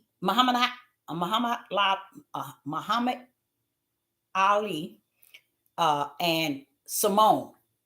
They called her the GOAT. And I said, see here, these are Judah Negroes who don't even understand the definition of the GOAT. And what you got to understand, the GOAT of this world. So y'all didn't know that, did you? Y'all didn't know that, did you? The GOAT of this world. Why would she think that being the GOAT represents something positive as a Negro female? What made Muhammad Ali think that because he's acting silly, because that's what all he did. He acted like a straight Uncle Tom. I don't care what nobody say. He acted like a man that was an Uncle Tom to these Europeans. When it all said and done, that's the role he played. That's why every time he got in front of the camera, he was acting silly. He was clowning. You know how they used to put that black makeup in on those black people's face and put them white things around their eyes and they clowning and acting a fool. Well, that's who Muhammad Ali was to me. He was a clown for them. And the same thing with Simone. They called her the GOAT. They call Muhammad Ali the GOAT. But both of them are fools because they don't understand in this world, check what the GOAT is. Check what the GOAT is. So what I did is I did a little study on the GOAT. Arabian has a flag that is consists of Saudi Arabia, a flag that consists of the GOAT. But the GOAT carries power along with the Romans. And when I saw the picture, it blew my mind. Guess what the picture was, you guys? I'm going to go on and tell you. It was a goat where a man, European man, and they got the statue. He has the goat legs up in the air. And you can see him having sex with this goat. But the goat legs is up in the air, and he got the goat's legs, hind legs, and his front ones like this here. And it shows you him having intercourse with the goat. This is what they don't understand. When they put titles on you like that, they need to her parents, but see, they looking at their dollar. You don't even understand. They liking you because they see what you're doing and what you're capable of doing. Like with me, I watch the Olympics, all the track, when it's track and gymnastics. And I see our women winning like it ain't nothing. And I see them, the way they conduct themselves, the way they have to feel that they have to get on there and have long pink hair all the way down, and their bodysuits have to show both rumps of their rear end. It can't just be covered.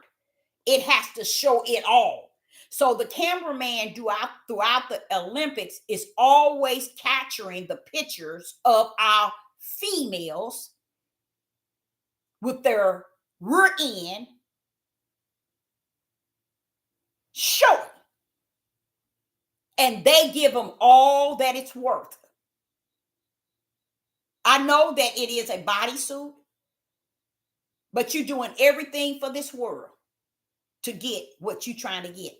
Then the man was saying, this one man called and he said, how much do they pay for the silver?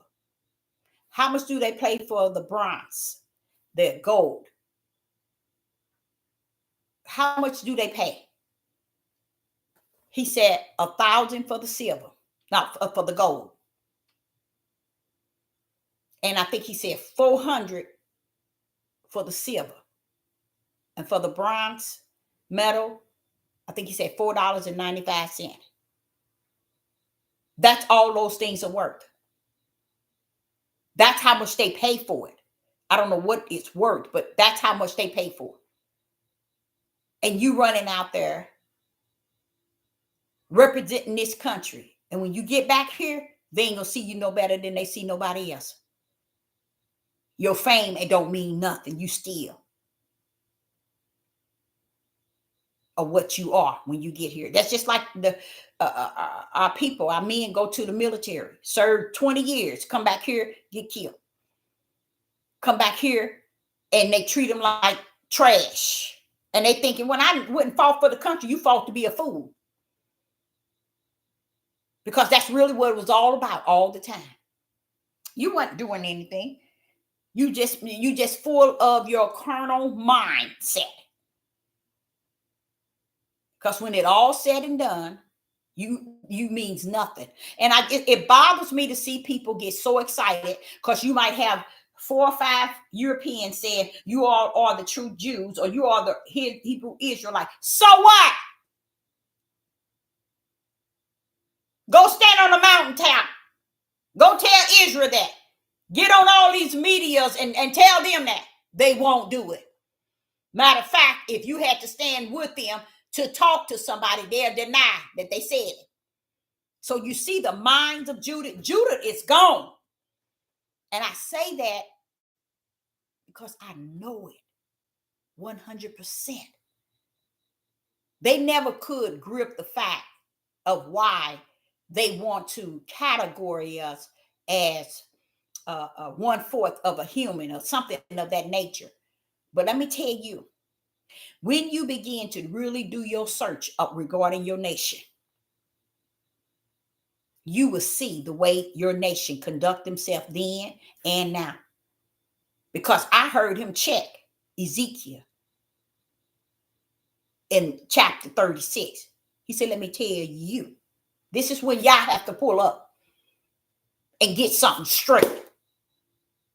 Because you my prophet and you are my servant. But let me tell you who they are. And that's what he had to tell Ezekiel. These people weren't like this because I'm putting them somewhere, or they're going somewhere, or I dispersed them somewhere. They were like that in the land of their promise, floating with milk and honey. Holy land of the Most High Yah. They had everything they needed and wanted. They had the most richest land on the face of the earth. And everything they doing now is what they did then. And the sickness is we today justify, clarify, and identify and make what they do today so wonderful, and can't see that this is a people that is 100% gone. This man is not filling his baby bottle up with gasoline at 4 months. The biggest thing with me is when I say to the Most High Yah, how is it that Judah people, the people of Judah, cannot see that they are conducting themselves in an unhuman manner? But yet they want the world to see them as men that built this country. You didn't build no country, baby. Because what you do today don't match nothing you built but the prison. And you built it to be full. And blame everybody for the reason why you in there. When you took the drugs and put them among your own people. Mothers, fathers, aunts, uncles, sisters, children, guns. Why is it? This is what I was saying. I'm going to go on and say it, y'all. In this video I was talking about when we not understand why they see us as 1/3 human is when they had factories and they slaughtered animals. We would say that's all we had. But even after we were out of the situation, we still continue to eat all the waste that they threw away. We buy it. We eat it. A hog would eat anything. And we as a people, they sell it, we eat it. We don't care if they have a soda that got 130 grams of sugar. We don't care. We want it. We don't care if they throwing away chitlins. We want them. Snoops. Oh, we want them. Pig feet. We want them. We want everything that they once threw away as trash. We want it. We want to buy it. So when they begin to see us wanting the things that they were throwing away, and one might say, try to justify and say, well, no, that's all they gave us to eat. No, that's a lie. That's a lie.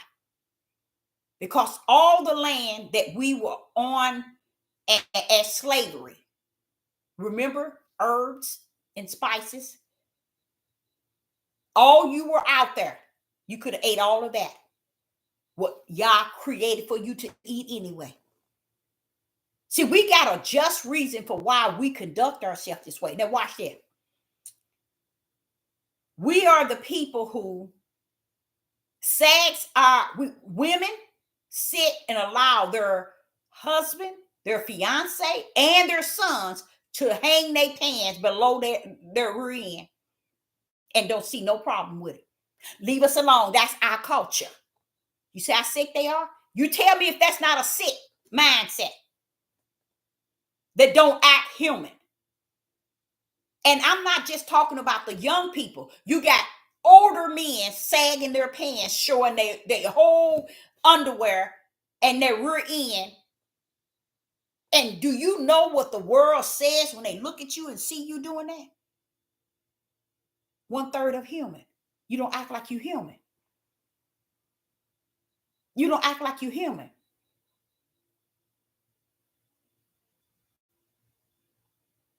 When they see you, I'm gonna tell y'all something that has hit the earth and nobody never knew anything. Nobody don't say nothing about it.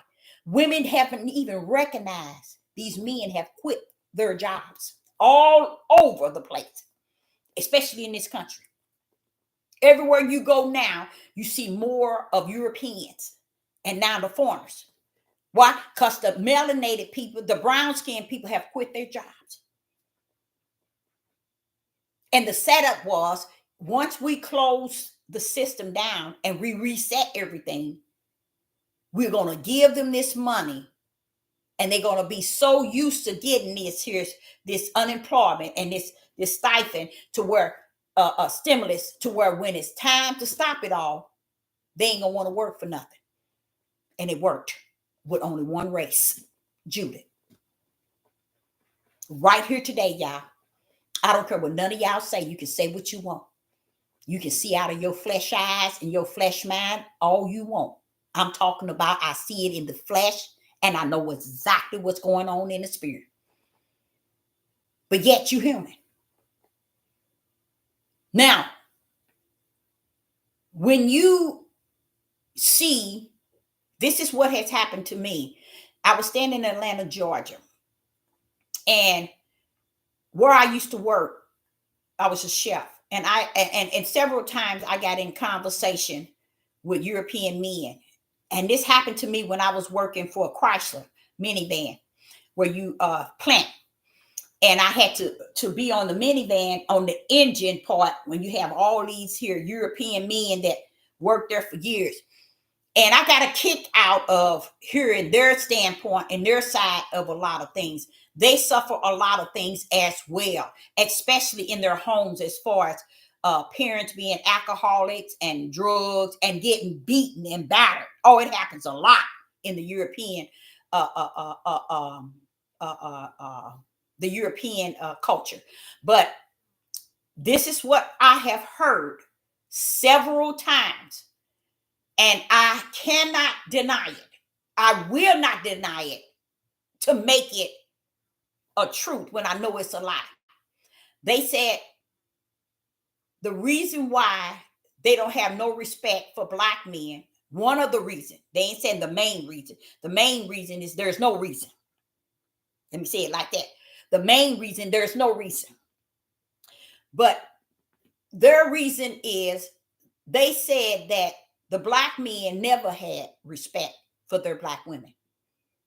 That's what they said. The black men has never had respect for their black women. It's just us support all that mess. And that's why so many of us have gone through and still look back at situations and trying to figure out, I can't believe I went through all of that. And look where I'm at today. Look where I'm at today. Now, I come from a testimony. I come from such a testimony that just can't be given just to anybody. I'm a living witness that they are not lying.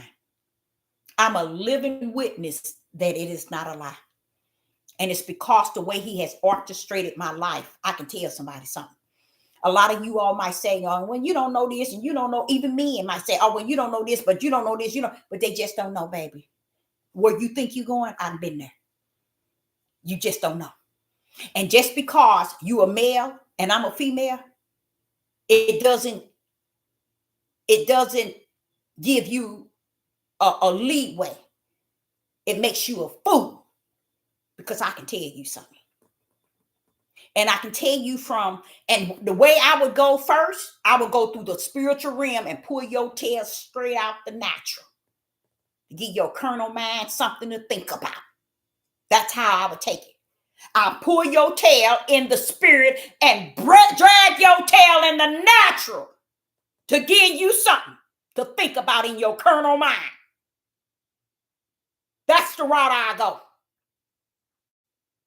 But he says there's no need. Gone. It's no need. It's so many things that Judah has done that has made him worser, as it said, than his forefathers. But yet, somebody done something to him. What made Judah, Israel, worser than their forefathers? What would make them worser? Come on now. See, they will make Yah a lie and me a secondary lie just so they can live the lie that is within them. That's how deep it is. They will believe the lie, live and die on the lie, than to be set free. Just like that video I uploaded this morning. Nobody want to be set free. Know why? Because nobody wants the spiritual way of how things was and is and shall be. It is said, it is said, it is said. He is, he was, and he shall be. Well, won't you take your tail down there where he is or where he was and find out what he gonna be? Now, nobody don't want to go that route. They want to go right here in the year 2023, 24, and claim somebody's doing everything to them wrong. Take your tail back. The Most High is known as was, is, and shall be. That's covering every end. You can't tell him nothing. Was, is, and shall be. You can't tell him nothing. But won't you take your tail down there where he was, so you'll know where he is. And after knowing where he is, you'll know where he gonna be. You don't want to go that route. Why? That's what you call the spiritual route. Y'all don't know nothing about that. How about that? You don't know nothing about that. You don't know that route, do you?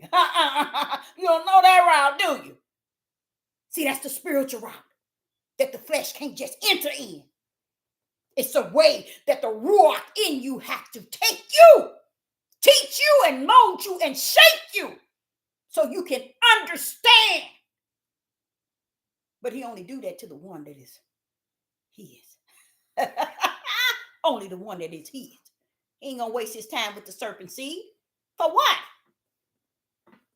You already written. What he gonna look like down here trying to teach the serpent seed anything? What do he look like down here trying to teach the serpent seed anything? When the serpent seed is already written in the book to the lake of fire. It is written already. See, the spiritual realm lets you know, baby, don't put too much in. Deborah, calm down. Don't put too much in it, baby. It's over. It's finished. So you don't be over here trying to battle with the fact that, Father, you teaching and you preaching and you're putting it out there, but it's just like the more you put out in righteous, the less they get it, they understand it, they grip it, they take it, and they run with it. Oh no, it's the least. The more you put out.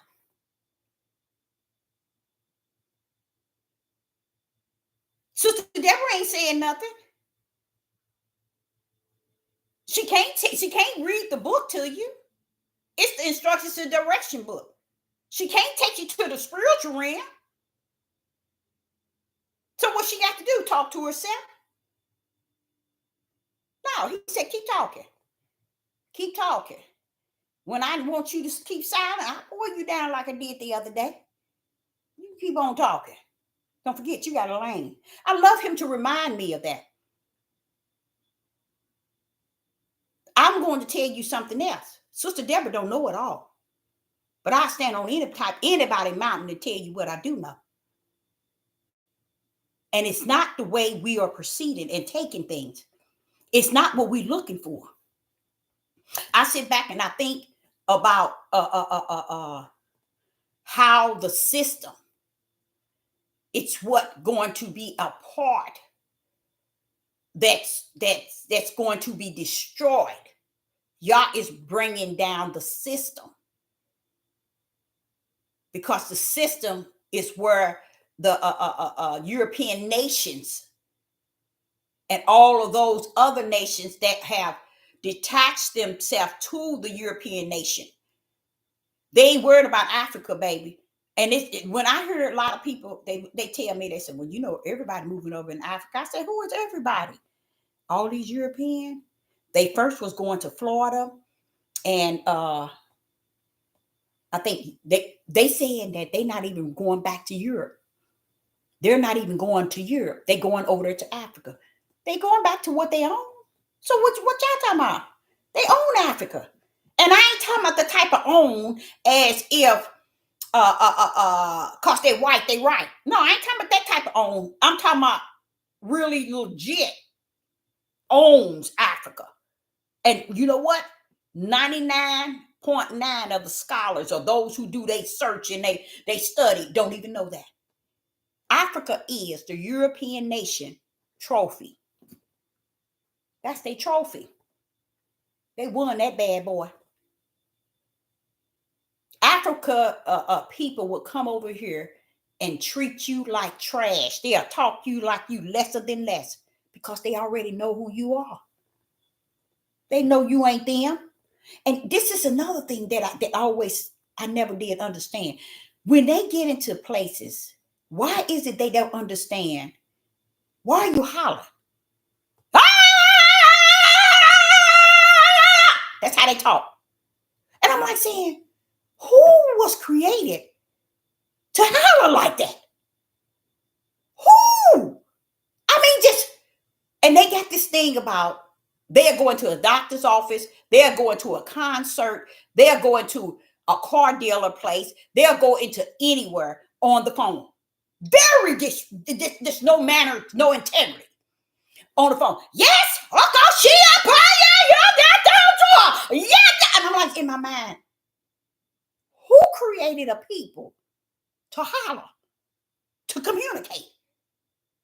Every word that they come out their mouth is holler. The moment they do that, I don't care where I'm at. That's it. I'm out. I cannot stand. It doesn't make sense for you to go into a business hollering like that. You on your phone. That's, to me, that's like, woo! How close can a person get to you when you're on the phone? Yeah. As close can be. Why are you howling? Why are you howling? It's just they form. It's their mindset that feels they have to shout because that's the right thing to do. And they think people don't see what they're doing. They're destroying each other and other nations that's coming over there thinking that that's their home. They're killing them and destroying them as well. They got the nerve to be bragging because they eat human. Why are you bragging about that? Why are you letting the European nation film you saying if somebody come and they don't belong in this area and they traveling, they shouldn't come through here? Because yeah, we eat them. We eat all humans that come here that don't belong here. And I'm like saying, why would you tell somebody that? You see, it's something wrong. It is something wrong. And no one ever questioned it. No one ever said anything. But soon as the Europeans pull up, they let them do any and everything. They even clip their toenails with their teeth. I said that just to try to get you to see how they are bowing down to the European. The Europeans, they already know the land is perfect, it's rich, it's plentiful, it's let's go take what belonged to us already. They know that. They know Africa belonged to them. That's why every time you turn around, they put a president, and the moment that they don't do what they tell them, they kill him. And nobody do nothing about it. They kill him, then his wife. Somebody else got something to say? Next president, we put him up there. You ain't doing what we tell you, kill you. Give us another one. This is what the European nation is known for. They do it over in this country. don't do what they say. So when you see P Daddy and Jay-Z and what's his TD Jakes, see what they did with TD Jakes during the pandemic, they offered and turned over to him a plan to have these homes built. And they were giving him millions and millions of dollars to do it. But they was using him to portray that these buildings were for African Americans. I mean, not African Americans, but melanated people. And TD Jakes was all for it. So it was a program that I think they still have, and I think they still have in the making, because that's a part of the plan. So he's involved in it too. They all connected. And honestly, I'm gonna be honest with you, they can't get out. And that's another thing that also come with long suffering and endurance, when you know that they didn't have no other choice. See, you know the truth, Deborah. You can see it in the spirit realm and then in the natural, but you know it's nothing they can do to get out of it. It's nothing they can do. See, like Solomon was saying, y'all did not understand. Solomon was really frustrated. He was frustrated. Why? Because all he wanted is to know all the wisdom under the sun. Yah allowed him to do that. And he didn't know what comes with it was long suffering and endurance. See, Solomon didn't know that. He didn't have no idea that comes with it. So when you finish knowing everything, you're going to see all of it is vain and vast. It's all worthless. Only thing that's worth anything is that which is spirit on the earth. So when you finish looking under the sun, it's all vain and vast. It's worthless. And that's what Solomon began to teach. After he learned it all, he began to flip that thing and tell you all of it is vain and vast. He began to tell you all the money and the wealth that he have, all of it is vain and vast. I've spoken that in at least about 2 or 3 videos since I've been on YouTube. It don't penetrate in people's minds. They don't care about that, because that's their God. They don't know that it's their God, but it's in their heart. They don't know that it's their God, but it's in their heart. They don't know that it's their God, but it's in their heart. You see? So what Solomon was saying, that having it don't mean nothing. But his mission was to build a temple for Yah. He built a temple for Yah. That really was one of his main things. So he was going to build the temple that David didn't build. Okay, so he built a temple for Yah, but he also was given, he asked for wisdom under the sun. Bro should have asked for wisdom above. Then he'll understand what's under. Woo-wee. Brother man understood what was under, but he didn't understand what was above. And that's what I'm saying to you all. Yah rules this thing. The gift and the ability to know what you know is from the Most High Yah. It's not from Deborah. It's not, Deborah don't get what she get because of who she is. I'm a little old hen. I get it from the Ruach HaKodesh that lives in me, that leads and guides me. And do I say some things that I really don't know about? Yes, I do. It's not a lot of times, but I'm not 100% right. And I ain't going to sit here and tell you. But let me tell you this. When it come down to that spirit and truth, that's where you're going to get messed up, because that's what I'm going to know. You see? So Solomon asked for wisdom. He asked for that wisdom under the sun. But see, he should have asked for the wisdom above the sun.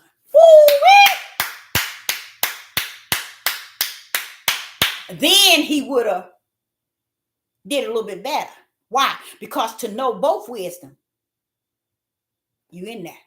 But to only know the wisdom under the sun come great stress. And that's what he was going through. Great stress. A lot of people talking about he had all these wives. Y'all stupid. You stupid. You stupid. A man ain't even created to have to do anything to have all those wives.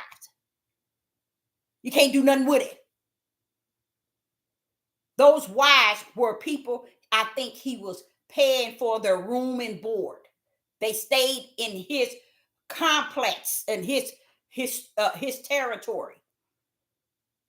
it wasn't all sexual and oh, my wife and this, like these sick men today. But see, Solomon can't come back to tell you that, but I can. The men of the day just been telling y'all a bunch of lies. That's why they can't mimic Solomon. How the rest behind you sitting here saying Solomon had a 300 or 3,000 wives. What kind of money did you have? How about that? How about that?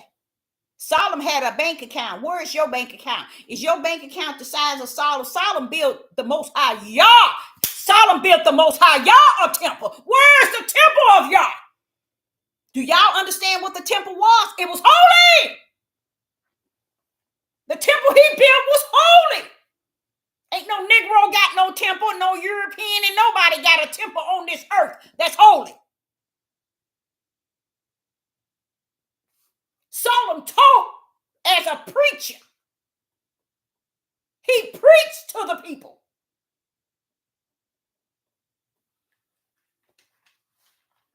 All the money in the world. None of it, the money and all the wealth and all he had didn't take him from Yah. What moved him out of the direction was having them women that had different denominations, different beliefs, different gods that they were serving. And anytime you get mixed up like these young, not these young, and to me, they're always getting the unattractive women, especially over in Africa. I noticed that. These European, when they get them and they marry them, and I don't know what these women getting off dropping all these babies. And I'm like saying, do y'all understand what's going on in this world? What is going on? It doesn't make sense, you guys, because they see themselves in the mirror, and when they get this child, this one, she's a very sick woman. She's a sick woman from Africa. She perming her 4-year-old hair. Why are you perming her hair? She got this soft curly hair. No, she want her hair to be the way her husband is. She don't want the little girl to look nowhere like her. She wants her children to look a different way. So you perming a 4-year-old hair just so her hair can be straight. And her husband, he was upset. He's a European. He was upset. But you know what? He's as cuckoo clock as she is. From even in getting involved or having children by somebody like got a mindset like that. You gonna put this perm in this baby's head. Why ain't you putting it in your nappy head? Because ain't nobody gonna think that you white. Taking one look at you, you don't look nowhere nothing. But you're going to put a perm in his 4-year-old head because you want the hair to hang down because you figure her skin is like, well, now you want her to be all the way white. So I got to perm her hair straight. She said, I sit back and it's 10 days off. And the father was just showing me, he said, see, this is what I mean, silent and just behold. And as I was beholding things, I said, Father, these people got all these people watching them, supporting them, and liking them. But Father, they ain't saying nothing. But that's what I want you to behold. I'll need you to behold so you can see how sick, how wicked and evil it is on the earth. I sit back and during that time I saw people at a level of praising chaos to the highest. Chaos. You got all these brown-skinned young men feuding with, they ain't all of them ain't young. When I say 50 and younger, that's still young. Beefing with each other. And I'm like saying, and they just as evil can be and call themselves chosen. Why is it so easy for people to say that they are chosen? Why is it so easy for people to take on this mindset that I'm the chosen one? Who is allowing, but I guess where we at in this day and time, you can say whatever you are. You can say whatever you want to be. The world is going to see you be this, that. They're going to praise you at that level. They're going to glorify you. They're going to edify you. They're going to boost you, support you, and like you, and subscribe to you. Person sitting up here saying, I'm depressed and I'm going through this. And you ain't got no business on no devil platform. If you depressed, you need to deal with that outside of this platform. They don't think like that. People do not understand. You got people that got bipolar, skits, depression, all kind of things on this devil platform. And they feeding the people by great numbers. And the people eating them up and out. People doing all kind of trifling and nasty things as a family. And everybody praising them and glorifying them and edifying them. Like they really doing something, y'all. And all they doing is a lot of wicked and evil, but they glorifying them. They magnifying them. This is how gone things really is in this day and time. I can understand why nobody won't go back to where he was to find out who he is and who he's going to be. I can understand why. Because they are in them. They think this living that they living on earth, it's all them. They think it's them. They think they got the talent. They think they smart. They think they intelligent. They think they famous. They think they're gorgeous. They think they think they are pastors, teachers, prophetess, evangelists, Maureen, seers, watchmen. They think they are all that and some on this devil platform. What happens when it's shut down? What happens then? Anybody know? The level of depressed at a level you never seen on the face of the earth. That's what happens. And they know it. The world, the four corners, that the elites, they know it. Just like it was when they shut down everybody, reset everything, and then turn around and gave people their unemployment and stimulus and say, okay, when we start back, you're going to see the true ones fall. And that was the Negroes. That's who fell. A lot of y'all don't know that, but that's who fell. Out of that whole pandemic, it was our people. They left their jobs, especially our men. Never turned back. Because it was a part of breaking individuals. If we can shut everything down and just give them stuff, once we start back, those that was used to getting and having this, they'll never return back to their posts. And they didn't. They knew what they was doing. Because they know that we think we got 100. And what makes us think it, we can always blame them. We didn't understand.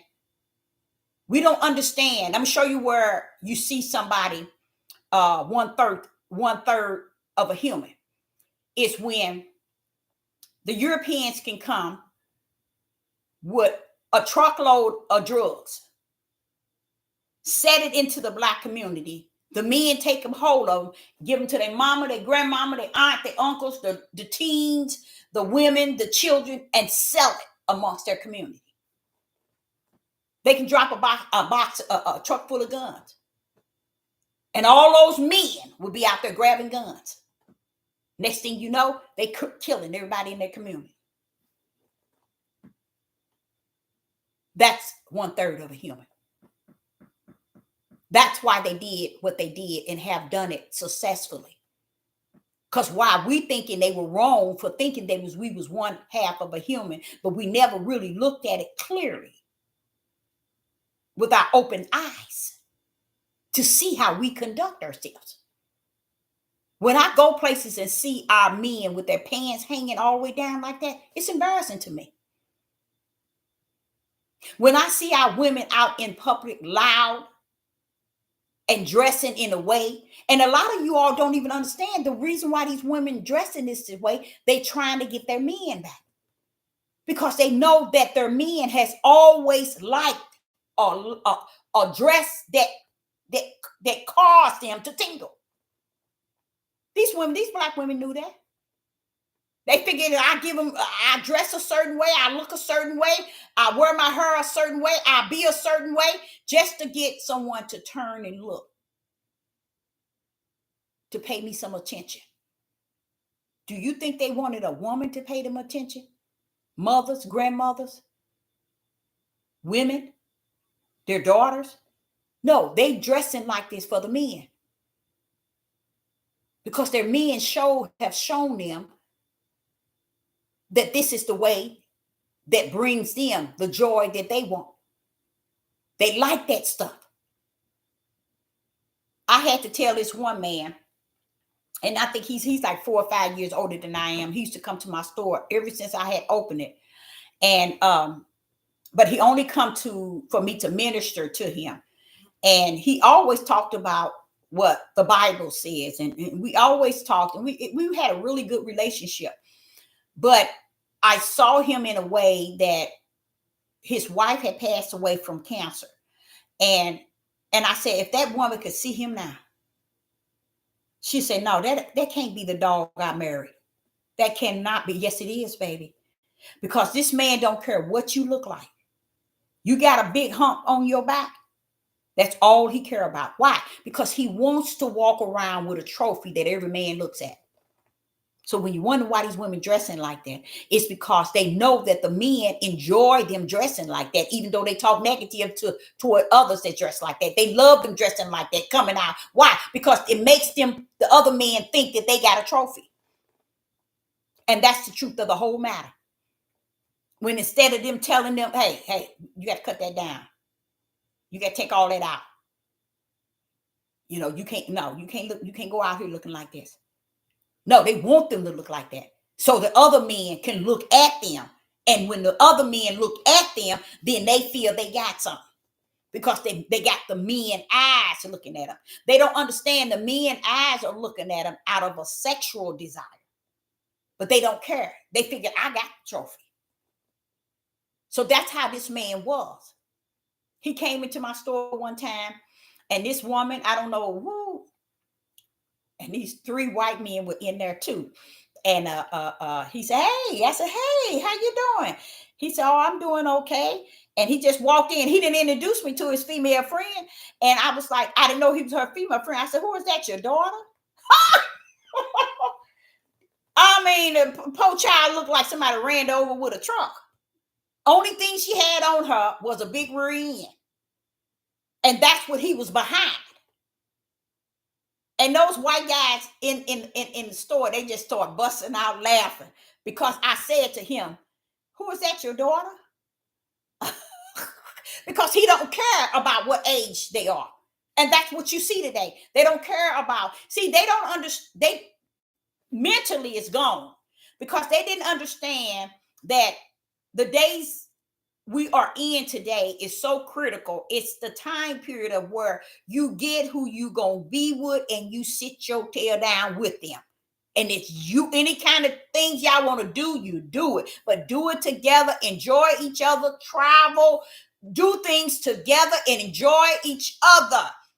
And be there through the storm that's heading this way. That's what every one of a man and a woman should be trying to do if they're involved with somebody married. Not trying to be out here seeing every female that they see. Everything look good, ain't good, and they ain't got it up here to know that yet. It ain't gonna be no yet till they hit that Mount Zion, and I'm sure they ain't the one going. So it's so much that is taking place right here and now, that we do not pay any attention to at all. And it's too late, said the Most High, y'all. He said it's too late. They gone. They gone. And the only thing about it that I know where the endurance and the long suffering go really come out sharp is, okay, you all, I was going to also say something to you. During that 10 days off, it almost feel like he's showing me the countdown. It's like he's showing me different things to count down. Like when I had to get this here globe, go into my space and find this here to try to figure out, what are you telling me about the Euphrates River? What are you saying? I know you're pulling them out of the pit of hell, but what's going to go on? Something to happen. Yes, it is. So he had to break it up to show me where the river comes and the countries that's going to war. I said, but over in this corner right here is Israel. When are you going to deal with them? That's what I said. I said, when are you going to deal with them? So in me, I'm thinking that that's going to be a connection to how he's going to deal with them. You see, and Israel telling the whole world, this is the battle that the biblical has stated with Magog, and it is not. This don't have nothing to do with Russia. Russia and them might be in it in running their mouth and so on, but Russia and them is not. They're not going to step into this. Okay? But this is where the power, I want to show y'all something. You know what's strange about it all? Let me tell you what's strange, but it's not strange. Is the European nation rules the world. The top of the European nation is the Pope, the Roman Catholics. They rule the world. So we know Israel is the European nation. We know the United States is the European nation. Yes. So why is it the European nation allowing Israel to get up out of here?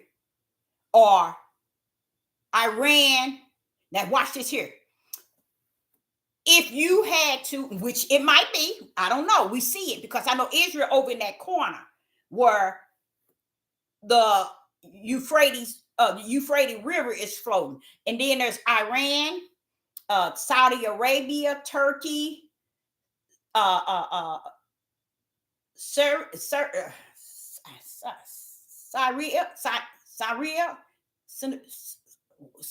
it Syria? Let me see it here.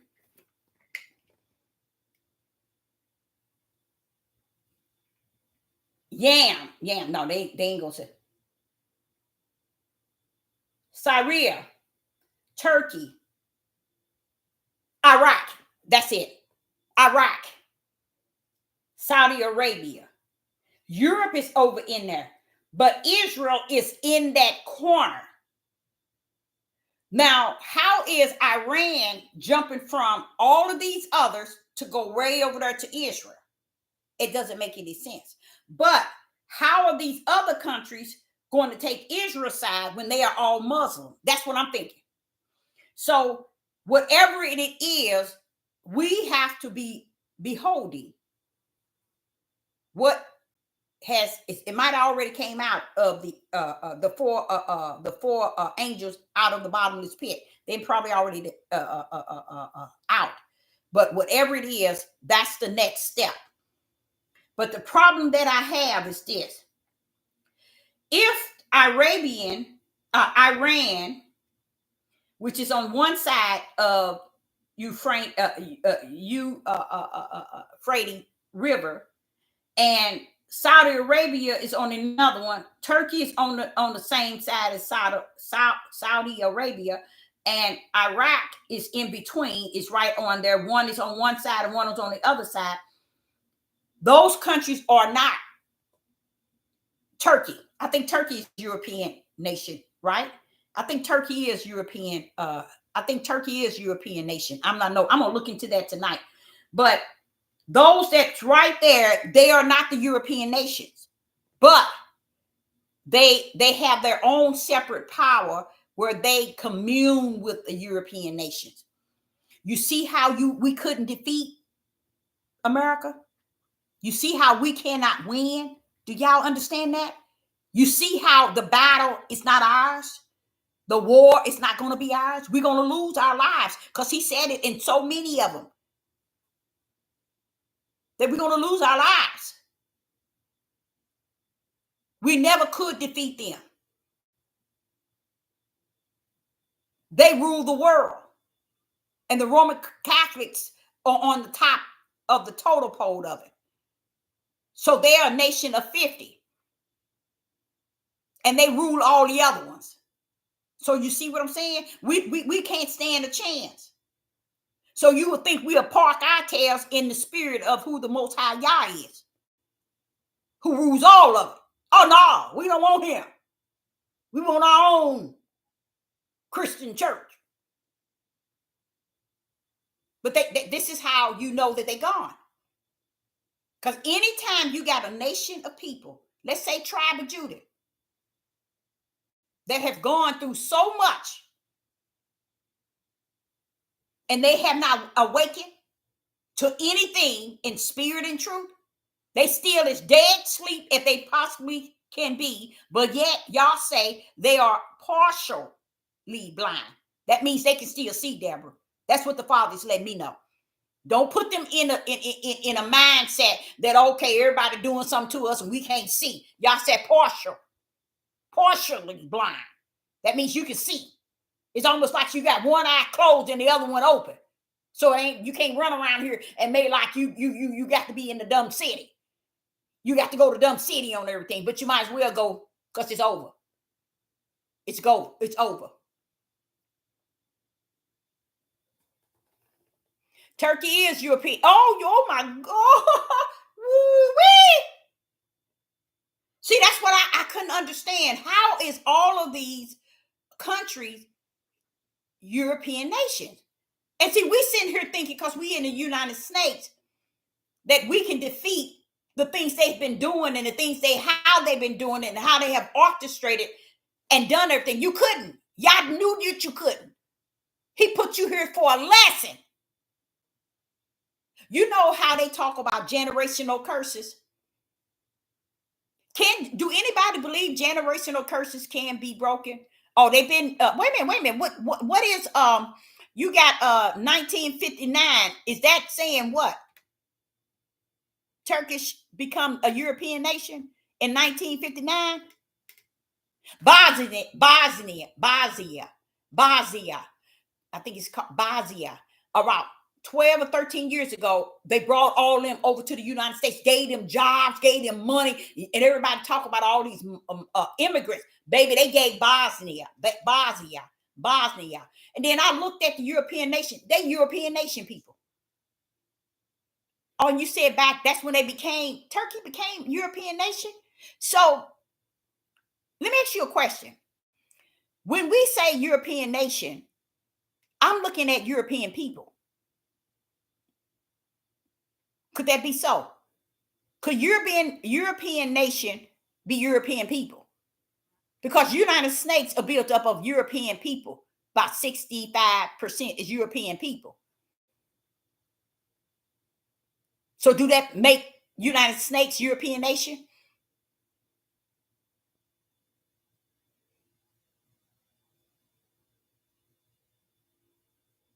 And I'm wondering about that.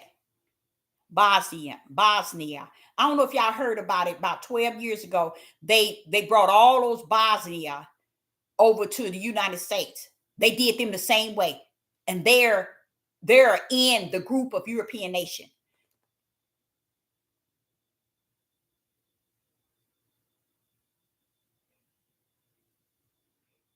You're kidding. So they are Muslim, but they're in European. I mean, they're in Europe. Wow.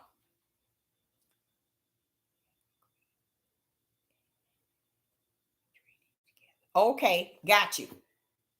Okay. But let me ask you something. Muslim is a religion, is it not? What would be their nationality?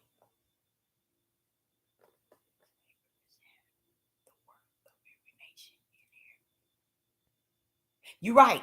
I do that. I do know that. Yeah, you're right. United Snakes represent the world. Every nation is here.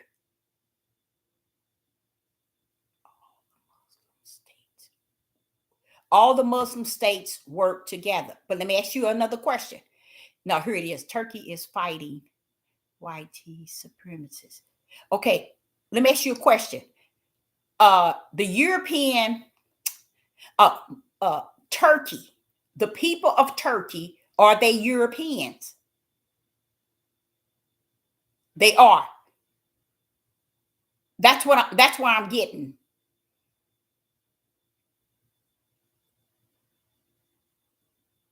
Yes, they are. So they automatically European nations.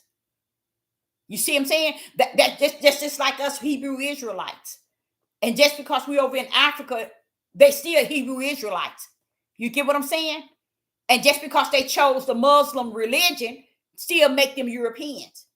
And I think the way heaven's going to deal with them as Europeans. Okay? That's how I think heaven's going to deal with them.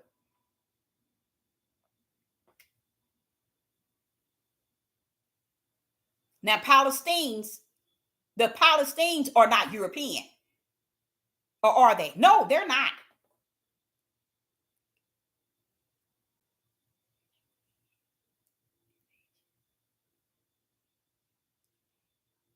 Okay.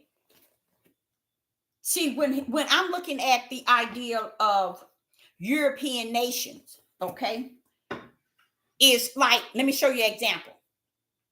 Let's say that the United States is 65% European people. They get to inherit the power and the authority as privilege. That's what Yah is looking at. He don't care if they are Buddha, Muslim, Jehovah Witness, or you wrongly treating people and are inheriting rights that you are not entitled to, but just because you fall under the European, you get special privileges. I think that's how the kingdom is, the throne is going to measure them. And I think he even brought them down here like that. Same as Egypt. When Egypt is what? Turkey. Turkey culture and political are based. Right. They based on the European tradition. That's just like the United States. They got all people over here, and they got that privilege of being a European, being white. You see what I'm saying? That's what's wrong. Because they're basing this European culture. Now, if you even, this is how deep it is, even if you ain't a European, because you look like a European, you're going to get that same privilege. You get what I'm saying? So it's like identifying yourself as white, even though you're not a European. You see the power in being a European or looking and portraying a European. So it has to, you pay the price later. You might get away with it on this side, but you got the other side to go to. That's the one that's eternal. Yes, I am going to research it because I don't know much about the Ami Empire. I know the European nation. Those are the white people. The Ami Empire, I'm going to have to Shalom. I'm going to have to dig into it. The Ami Turkey. What do Ami? Is that Ami? What does that mean? What's that mean?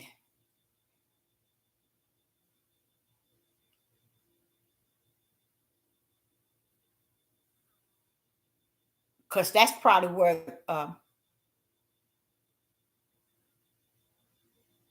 but yeah, I was speaking of the European nation, but I'm going to look into that Turkey and the Ami Turkey and the Ami Empire. I'm gonna look into that.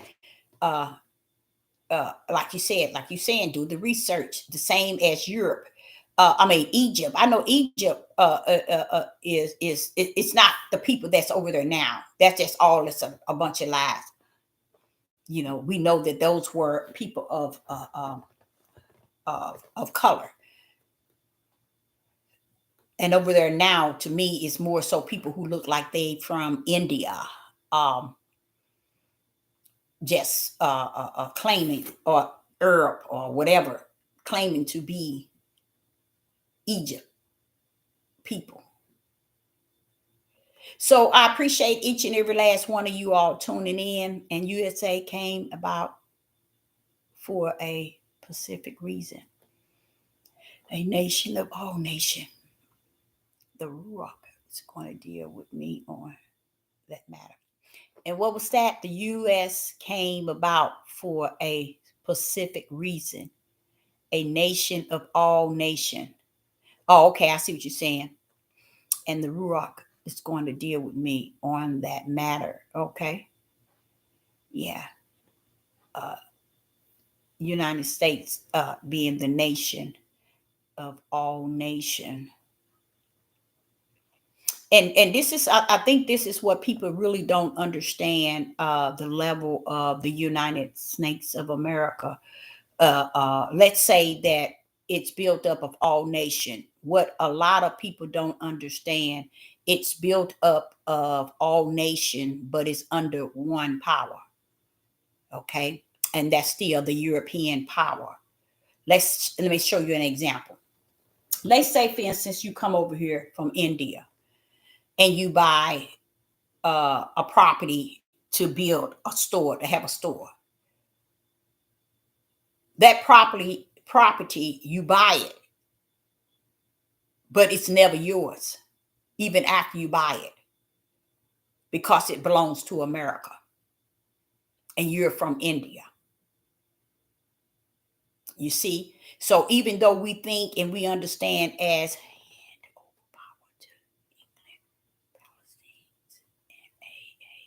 in World War I, hand over power to England, Palestinians afterward. Oh, okay. I'm gonna definitely get into that. I'm gonna definitely look into that, because I would like to know a little bit about that. Just just to know. We America always say that this is, and that's how people on the outside of America is. That's why they don't believe America is as wicked as America is. It's because we stand on this mindset that this is a country of all nation. No, it's not. It's not a country of all nation. It's a country of all wicked and evil and wrongdoing to all nations. In case y'all don't know that. But we see it as a place where everybody wants to come and everybody wants to live. That's on the outside looking in. But once you get over here, you realize that this is not equal quality, fairness, justice. The Orientals will tell you, the Chinese, the Japanese, all different races that's over here, they will tell you that the United States has no fairness. Say, for instance, you come from India, and you bring your family here and y'all buy some land. You pay for that land, but guess what? The skeptical is you paying for that land. As long as you here, it's your land. But you go back, you have to turn the land back over to the United States, and they're not paying for it. I don't know if y'all know that's how they do it, but it is. This land, people from other nations that come here, a lot of us be thinking they be giving them land and they be giving them loans, they be giving them all that to get it, but it would never belong to them. Other nations that come here, in case y'all didn't know that. That's how United States rumble. You can pay for that land, but that's it. You will never own it. It's going to always belong to the United States when you coming over here from other nations. A lot of you all might not know that.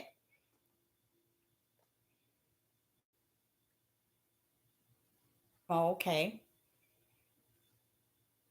So Sister Deborah didn't held you all a little bit longer than I wanted to, but I guess because my mouth keep talking and don't know how to slow down. But I appreciate each and every last one of you all in the live chat.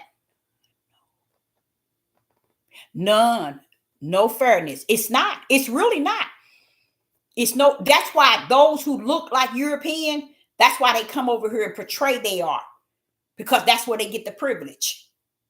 But if you're not a European, you're not going to be treated, or you're not going to get that fairness. And we as melanated people, we think it's just us. We are the one they have done the worst of the worst.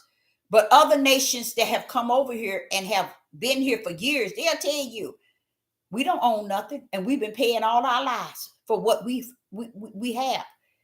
This is what this country is built up. That's why I believe this country has to go down. And I think, I'm going to tell y'all something else that a lot of people don't know. I think, let me show you. I was disappointed because I'm still asking the Father, what did this have to do with it? I was disappointed because when he had me to get up to see what he was showing me, I'm like, wait a minute. They can't do that.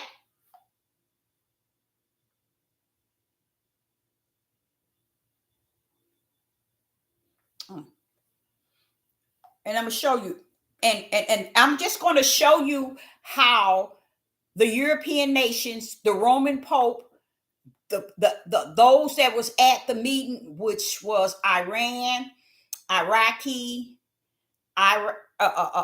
Saudi Arabia, Trump, Donald, Obama, the Pope, everybody was there, okay? And they were shaking hands and having a meeting, all men. And see, that's what another thing, a lot of the men don't want you to talk, but they don't understand. There's a reason why James Brown said that this is a man's world. Notice it says world. Men don't own it because they don't understand. It wasn't that woman in that garden. It was that man that's in that garden. And that's who y'all going to look and see from beginning to from what it was, what it is, and what it's going to be. You're going to see the destruction among them in a way that you thought this whole world was about females. And you're going to see where men is going to be heavily, Yah's wrath is coming down on them. You're going to see it heavy. Just because you see a woman being killed by this man, every time you turn around, they out here talking about what a woman had done to the black man. And the black man still is in full reject.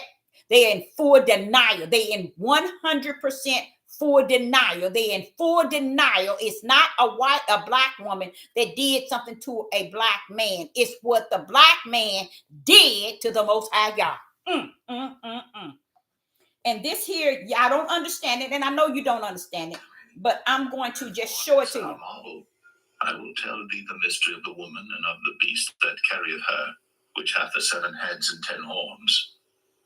The beast that thou sawest was and is not, and shall ascend out of the bottom. You see that person hanging from that tree? Can y'all see it? And they that dwell on the earth shall wonder. You see that person hanging from that tree? The book of life from the foundation of the world, when they behold the beast that was and is not. And he's talking about Daniel. He's talking about Revelation. But why are you showing that man hanging from the tree? You see what I'm saying? And when I overheard in Revelation that they said that they have vowed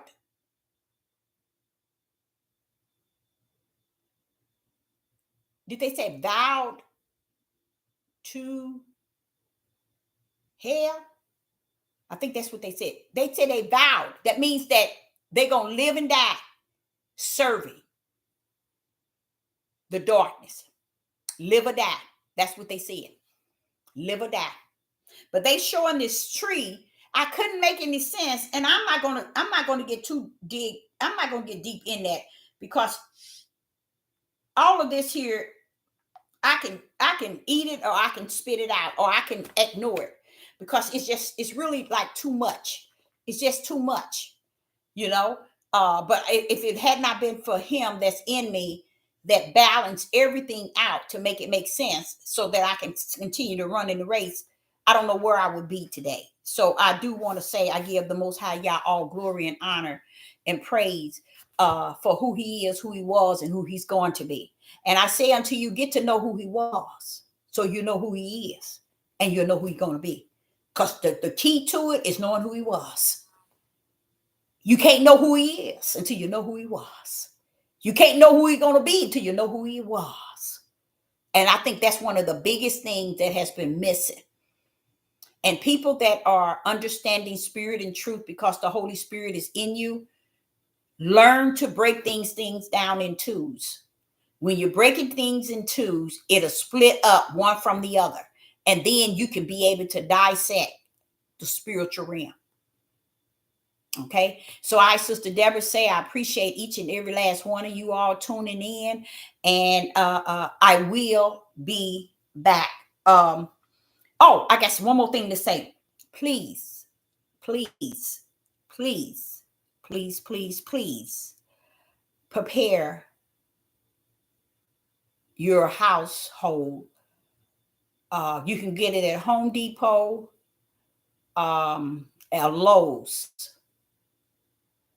And that is, it's like black paper bags. It's like trash bags, but they're just a roll of black paper, plastic paper.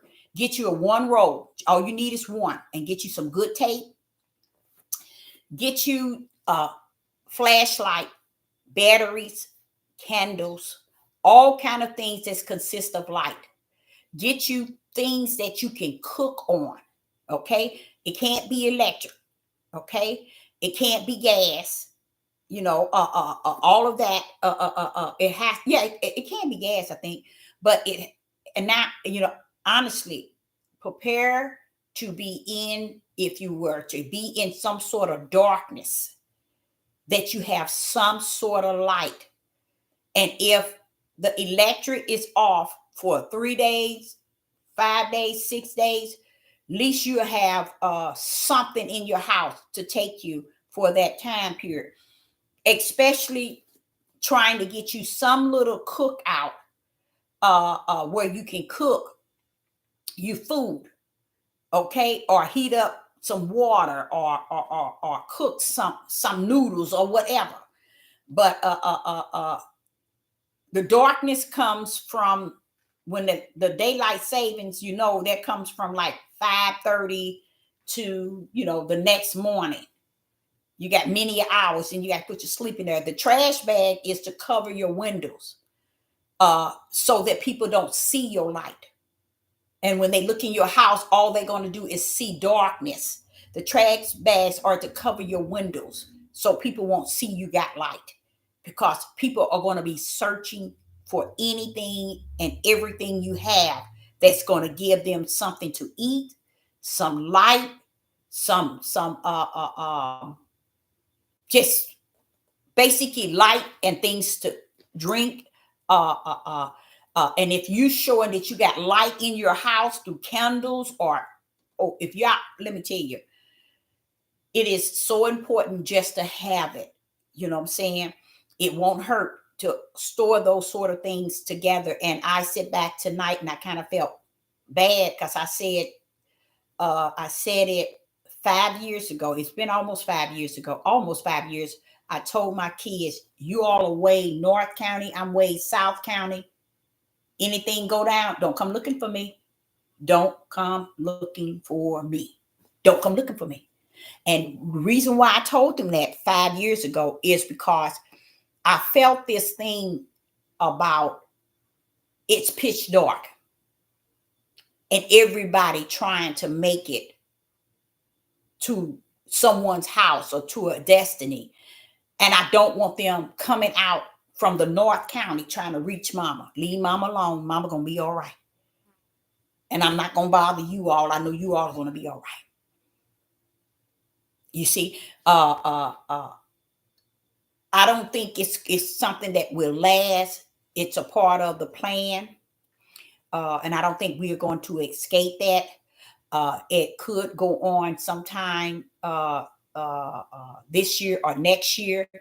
But I would suggest you, it wouldn't hurt for you to take and get you 4 or 5 cases of water,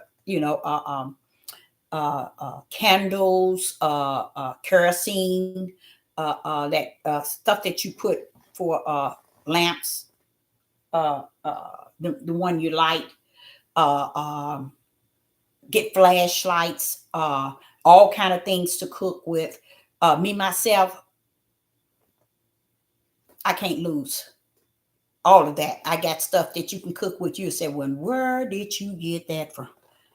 I ain't never seen that a day in my life. I didn't care, y'all. When I see, or I say if I go to your sale and I see something that someone used outside to cook with, and you don't have to have anything outside of matches. Like me, I got Googles of matches, candles and stuff. I started it how long ago? Right before, it was before the pandemic, y'all. Pandemic. Before the COVID. I started it the year before. Just stacking that stuff down in my kids' basement when they were staying over on another street. And I was stacking that stuff. And then once I moved it to where I stayed. And I just make sure that it's there. And honestly, you all, I always thought that I wouldn't be here. Sister Deborah never thought that she would be here. So I always said I put it here for them. But by them being North County and I'm South County, I'm like, wait a minute. But I do know that I would have to cover the windows so that whatever go on in the house, no one on the outside can see what's going on. All they can see is darkness. So I know I'm going to go get me a roll of that plastic black paper that looks like paper. It's not paper, it's plastic that you people put on the floor for painting, but I'm gonna get it for the windows. And they said because it made sense to me too. When someone see that you got a light, even if it's a candle, they thinking you got something they don't. You see? So I think it's important to get your flashlight and stuff like that. I think it's very important. I think it's very, very, very important. And I think this get enough. And it's going to happen. It's going to happen. I don't know how many days. And I want you all to understand the ones that Yah has marked, can't nobody do nothing to them. Nobody. It's nothing no one can do. But I believe that this is something that it almost feel like it's behind. It needs to take its course because I know that it has to happen where the United States whole grid is down or whatever they call it is down. United States is so cunning. They have already fallen. You see many pictures where the Statue of Liberty is down. You see movies with Statue of Liberty because they already know the United States is down already. You all are waiting for the debris. The debris is when a country fire over here. That's what you all are waiting for. See, you all haven't digest the fact that, wait a minute, this country is really down. When Sister Deborah tell you the streets and the highways got holes, potholes that tears up your car. And I don't care what area you're in, it's getting worse and worse and worse. They're not repairing nothing. Same way in New York, I heard. It's the same. They said the streets, the streets are so rocky and holes. It's because this country already have fallen. You all just figure because what you got, it's still all good. A lot of times based on what you have and where you think that you got, that you feel you have that someone else don't have, or you feel that you got what it all takes for you to make it. You don't understand, baby. This country can fall right before your eyes and you'll fall right into it, the same hole in which it is falling in. So be careful with that mindset. Be very careful dealing with that mindset, because a lot of people, they always talk about they say they want they this and they that. But if y'all would have come to them right now and say, "Are you ready?" No, I ain't ready. I got this, and this. That's those who are in sheep clothing, trying to wear sheep clothing, but they're wolves, portraying the role. So Sister Deborah, I'm going to let you go. And I say, I hope you got something out of that. And we got to find a topic to talk about tomorrow. We got to have a topic to talk about. That's the thing about tomorrow. We have to have a topic to really chime in on. So Sister Deborah, appreciate each and every last one of you all in the live chat. And I will be back tomorrow, but we have to find a topic. So in the comment, if you can come up with a really good topic you think that can be covered in this day and time, bring it up, and maybe it can be a topic we could talk about,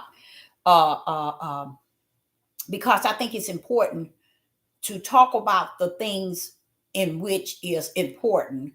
And I think again that if we could go back and seek the Most High Yah in giving us the understanding of what was, so we'll know what is and what is to come.